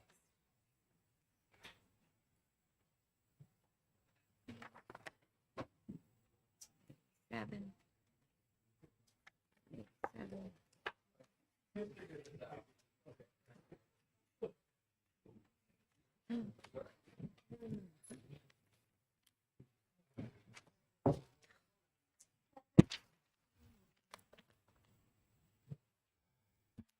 Madam Chair, at this hour of the afternoon, I'm not even sure who I am anymore, but I looked at my business card and it says I'm Senator David Waters from District 4, and I'm introducing Senate Bill 186. Thank you, Senator Waters. And I know you have the amendment to this, which it makes a very slight changes, but I decided just to replace all, so it was in one place here for you. So I'll just speak to that, because I think it addresses the fiscal note problems just about completely. So why am I introducing this bill? I think that we have an opportunity through electric bikes, which are rapidly increasing use for transportation, to address particular needs of transportation for low-income workers in the state of New Hampshire. Electric bikes are now becoming very affordable. There are a lot of different varieties. You can buy a Porsche electric bike and spend a lot of money, but for about $1,000 or less or more, you can get a very functional electric bike, and particularly what they call a cargo bike. A cargo bike, it's a little heavier, has some adaptations to the frame that would let you conduct a business by transporting materials. It would let you transport other people, including children, if you wanted to use it for that purpose, and of course to get you to work. I just want to mention under e-bikes as well that we do have in statute legislation about e-bikes. We have adopted the national standards on level 1, 2, 3 of these, which determines that, what miles per hour and what kind of way that they work, and the definitions, when you need a license, when you don't, and just in general to say you don't need a license for an electric bike that is can go under 25 miles per hour. And generally what these are pedal assist bikes that they got the pedals. It's not a motor scooter or anything like that. You got the pedals, you pedal it, but it assists so that you contain that speed safely and and get up hills and get to work without being all sweaty, and also get there a little more quickly. So what the program proposes to do is to set up a program whereby we can provide an incentive to help low-income folks get this method of transportation. And why this is important is that we know about the cost of cars. We also know that New Hampshire doesn't have much public transportation. And we also know that we really have a desperate worker shortage problem, and part of it is a transportation problem, of people to get to work. So electric bikes have been seen as a solution to a lot of these issues. A lot of this bill is patterned after a successful program in Vermont. It rolled out a few years ago with a little bit of money in it for an incentive program. It was so successful in Vermont that they have now reauthorized it, increased it, put more funding into it, and really see it as a way to go forward. I will say that some of the areas that have adopted these are also looking primarily towards cutting air pollution, because you're getting cars off the road and you have an electric bike instead. I think that's great, but I'm emphasizing more the fact for workforce development here. And so it sets up a program. Again, I mentioned Vermont, New Jersey, New York, Connecticut, Colorado, I think South Carolina, a bunch of states are developing the similar programs, and highly successful as well. So you get some definitions here. I think that most importantly, the change made in this version is the coordinator and the administrator of the program would be the Stratford County Community Action Partnership. They serve a lot of this clientele. They are willing to coordinate with other community action partnership programs around the state to identify folks and to administer those who would be eligible and then would take advantage of the program. This change is made throughout the bill, and it addresses the problem raised by Commissioner Scott about whether or not they'd be able to administer it, and most of the fiscal note is then taken care of because Community Action Partnership will take on those duties. There are a lot of conversation with DES, the Clean Cities program, and then also with Clean Energy New Hampshire about because they run Drive Electric, that maybe Drive Electric administered. A lot of interest on both sides, but just in terms of their personnel, maybe they couldn't do it. So that's why Community Action Partnership of Stratford County stepped in and said, we do this kind of thing. We can do this. So we have accessories here so that people can get some of this equipment for their safety on it. And then the eligible e-bike, I referenced RSA 25927A, which is this category of bike, which does not require a license. And then what it does is it sets up a program whereby you'd have participating retailers who would accept essentially this voucher, and then qualified applicant, and you see some income levels here, which are pretty standard for how we do these kinds of programs for low-income folks. So the program, you'll see on page 2, is established, and the parameters of it. And partnership here with Drive Electric New Hampshire to develop the forms here. Community Action Program will identify those folks because they deal with this income level and provide all kinds of assistance to them in our counties. And then they can receive the rebate, and I have some levels here for eligible bikes under $1,000, half, no more than half, and anything over $1,000, no more than $500, and then another $100 to cover the helmet or other additional equipment that might be needed. Then, based on the success of the other programs, a couple ways to do it. You could do a consumer post-sale rebate if they pay the price up to a participating retailer, or the retailer, him or herself, could receive the funding so they could offer it right at the point of sale for that. But if somebody wants to go online and buy it online, then there'd be an opportunity there for, for reimbursement as well. And then the criteria around here, the document and forms that have to be attested to, you see on the bottom of page 2, how that gets set up. And then importantly too, that they'll get registered in one of the national database registries so that you protect the bike against theft. And let's see, then some more procedures about how the rebates are done, the people are selected, and the applicants are approved. Then I did put in here on page 3 the possibility of an audit of a subset of applications. Basically, we want to make sure these folks are in fact meeting the income guidelines.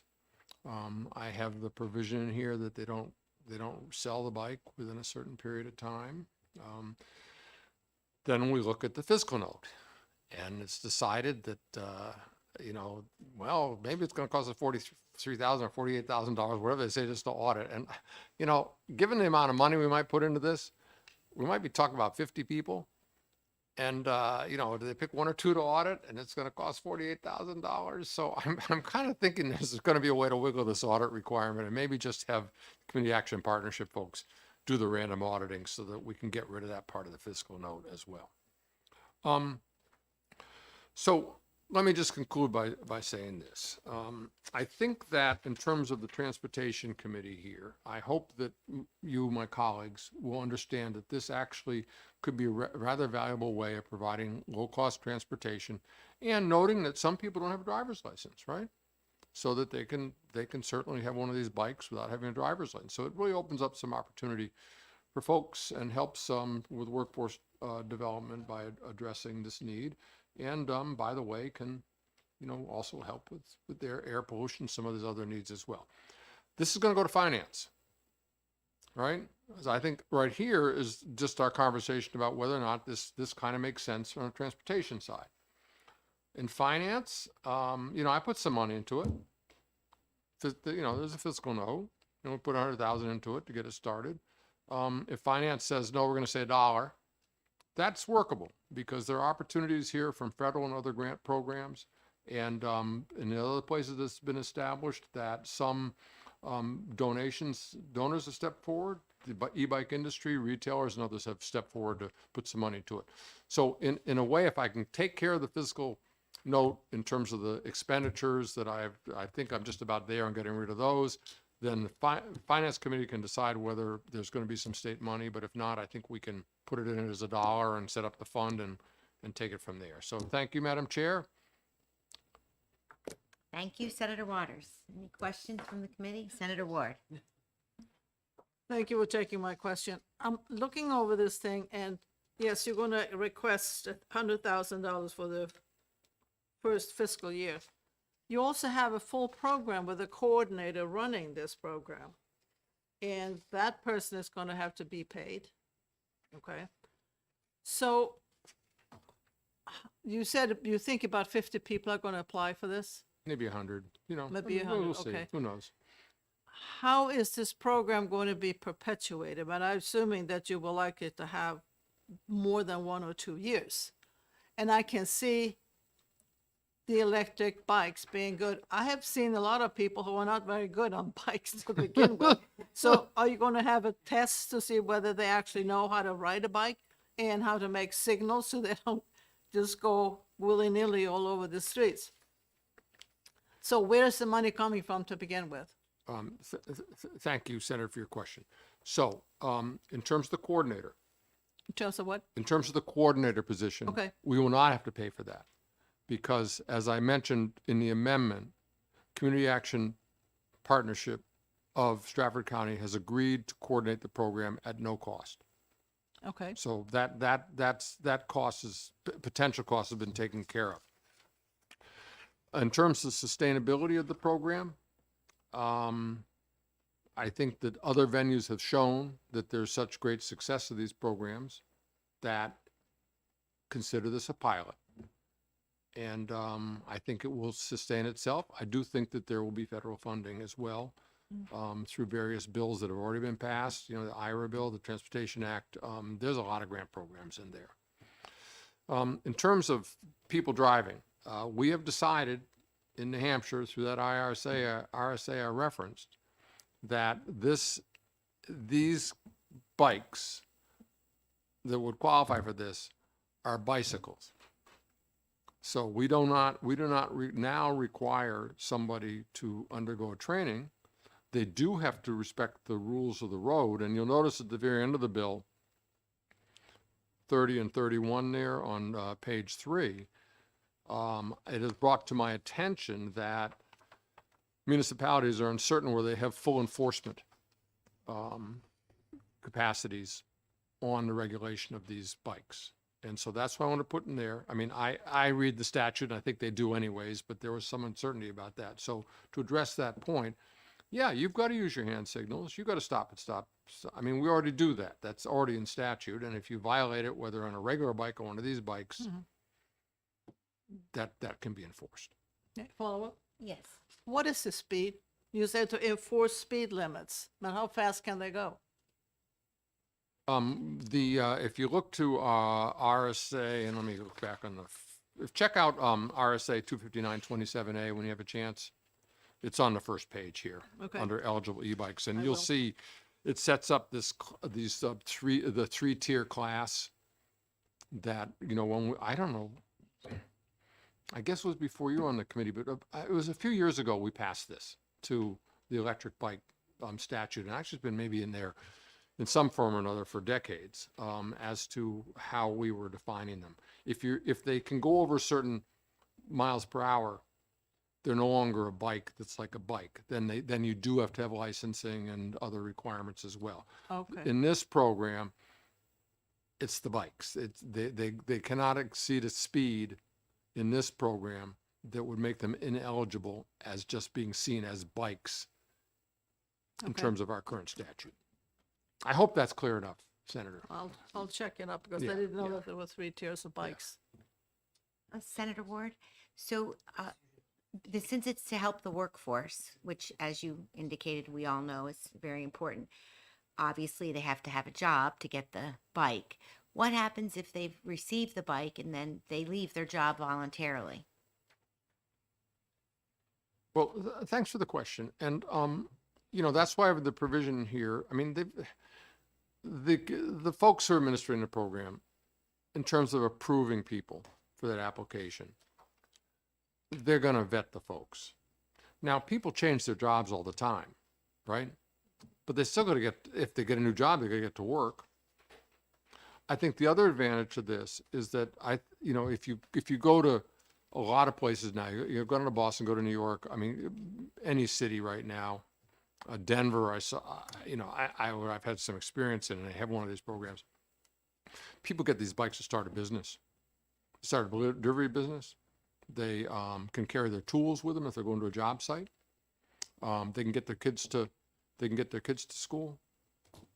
They can do a lot of things besides just getting to work. And so it does, you know, it opens up, you know, somebody potentially get the bike and maybe they leave their job or something. Well, things happen, you know, it's like, I mean, you know, but I think the vetting process is meant to really address that.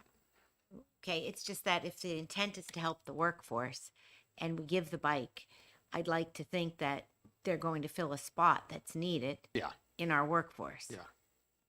Yeah. I mean, that's, thank you, Madam Chair. And that's why I brought the bill in. You know, I mean, is this gonna make it possible for some folks who are having a difficult time either getting to work at all or getting to a job that they might take that's a little farther away? It's so hard to find affordable housing. You know, you might not be able to find affordable housing near your job, but if you have an e-bike, you can get there in time. So, And community that's going to serve this, and you said vet them in Stratford? Is that?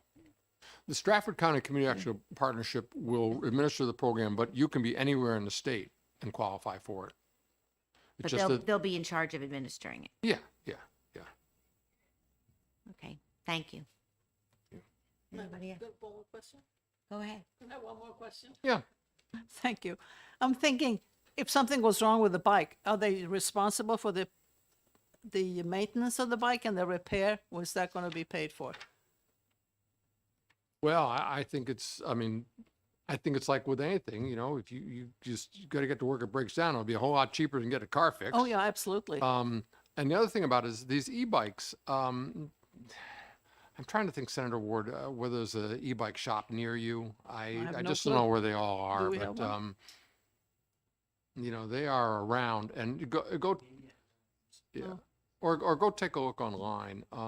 These bikes are very low maintenance. I will look online. And so they're built to be tough, especially the cargo bikes. They are built to be tough and to require very little maintenance. And it's basically a battery pack and a gearing system, and not a lot to break down, but things. So do it's not break going to take very long to Yeah.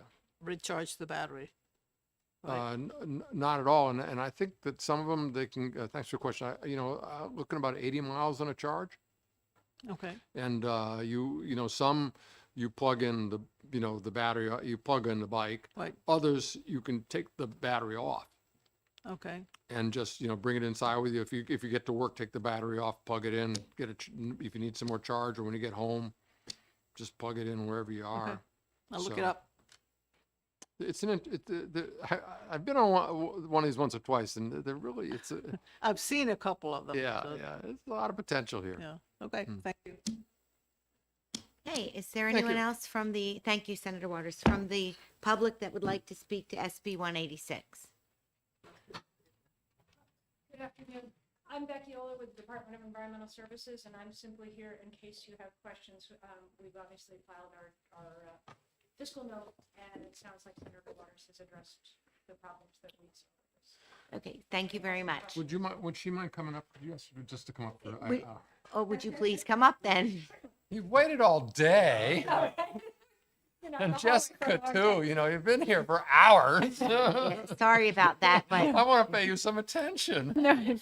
No problem. So for the record, Rebecca Oler, Department of Environmental Services. I'm the administrator of our Technical Services Bureau in the Air Division. And in that program, we deal with all transportation-related programs to try to reduce emissions from that sector. Thank you, if I may. If we push the coordinating and the management of this over to Community Action Partnership, that kind of solves your problem that the commissioner's letter addressed. That does, yes, Yeah. yes. Our big issue was that the position identified is funded to do something else. And we just didn't have any other source of funding to fill this need. And would it be fair to say that you all and Clean Energy New Hampshire and other folks who drive electric in Clean Cities would, certainly be willing to coordinate and work with Stratford community partnerships to Yes, get things absolutely. figured out? Yes, thank you. We coordinate with external partners all the time to do whatever we can to get cars off the street. Either get a cleaner car or get them off the street. And electric bicycles are certainly becoming a viable option for those sort of 15 to 20 mile commutes, really. And I was commenting earlier that I actually see bicycles on the street all year round now. I think for some, it's something they want to do. For others, it's because that's the only way they have to get to work. If I may just have one more Okay. question. Is it your sense that there's a good possibility we can find some federal or other grant funding that might help support this program? Yes, I think there's a good possibility. I'd say particularly in the near term with all of the federal funding that's coming along for the purpose of electrifying it. Whether any of that is eligible for bicycles, I'm not sure, but it's mostly because I haven't looked in that direction. Thank you. Thank you, Madam Chair. I have a question now. Certainly. Since you are willing to coordinate efforts and all of these things to help make the bill pass, including the financial aspect of it, could you take some time to do that prior to passing this bill so we can see what that looks like? Thank you for the question. I think I need to correct the understanding because DES has said that this is really something we're not able to do. In our testimony letter, we indicated that this is very far outside the scope of what we are funded to do or that we normally work on, and we don't have the staff to do it. So it sounds like Senator Waters has lined up the Stratford County. Okay, so I guess I'd like to see something in place so that we know that it's falling where it should fall.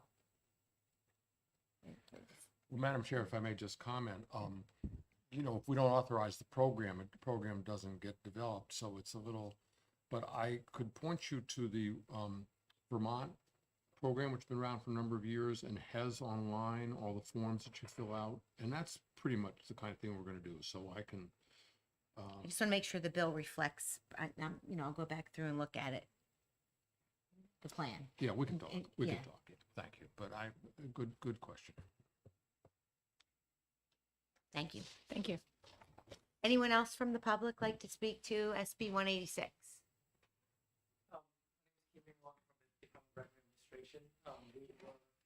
You can come forward and state your name for the record, please.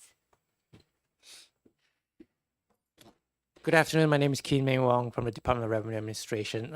In the original bill, I believe there's going to be an amendment to the bill, so I'm not sure. But in the original bill as introduced, the DRA was tasked to perform audits on some of the applications, and we submitted a fiscal note as requested by the LBA. And if this bill were to pass, I believe we would need maybe some rulemaking authority to assist us with performing these audits. We also did sort of in the fiscal note, we do sort of think that we might need an additional person to conduct this audit. So I thought that Senator Waters was referring to that when he was talking about the appropriations of additional staffing, because this is probably something that's a bit novel to the DRA in terms of auditing an application for an e-bike. We've never done that before. So that's just what I wanted to bring attention to the committee. But I'm not sure if Senator Waters' intention is to remove that requirement for DRA to audit or not. Thank you, Madam Chair. And, you know, thank you so much for hanging out. And thanks for the work that was done on the fiscal note. And I will say that I had really not conceptualized that the audit requirements might create that kind of expense because it's a very small program. But once it was pointed out, I said, oh yeah, you know, and that's why I thought that maybe we will change the audit provision and kick it over into Stratford County Community Action Partnerships. Right. Because you know, your point about the points you made in the fiscal note were absolutely clear. And and yeah. Thank you. Thank you. Thanks so much. All right. Thank you. Thank you very much. Try this one again. Anybody else from the public would like to speak to SB 186?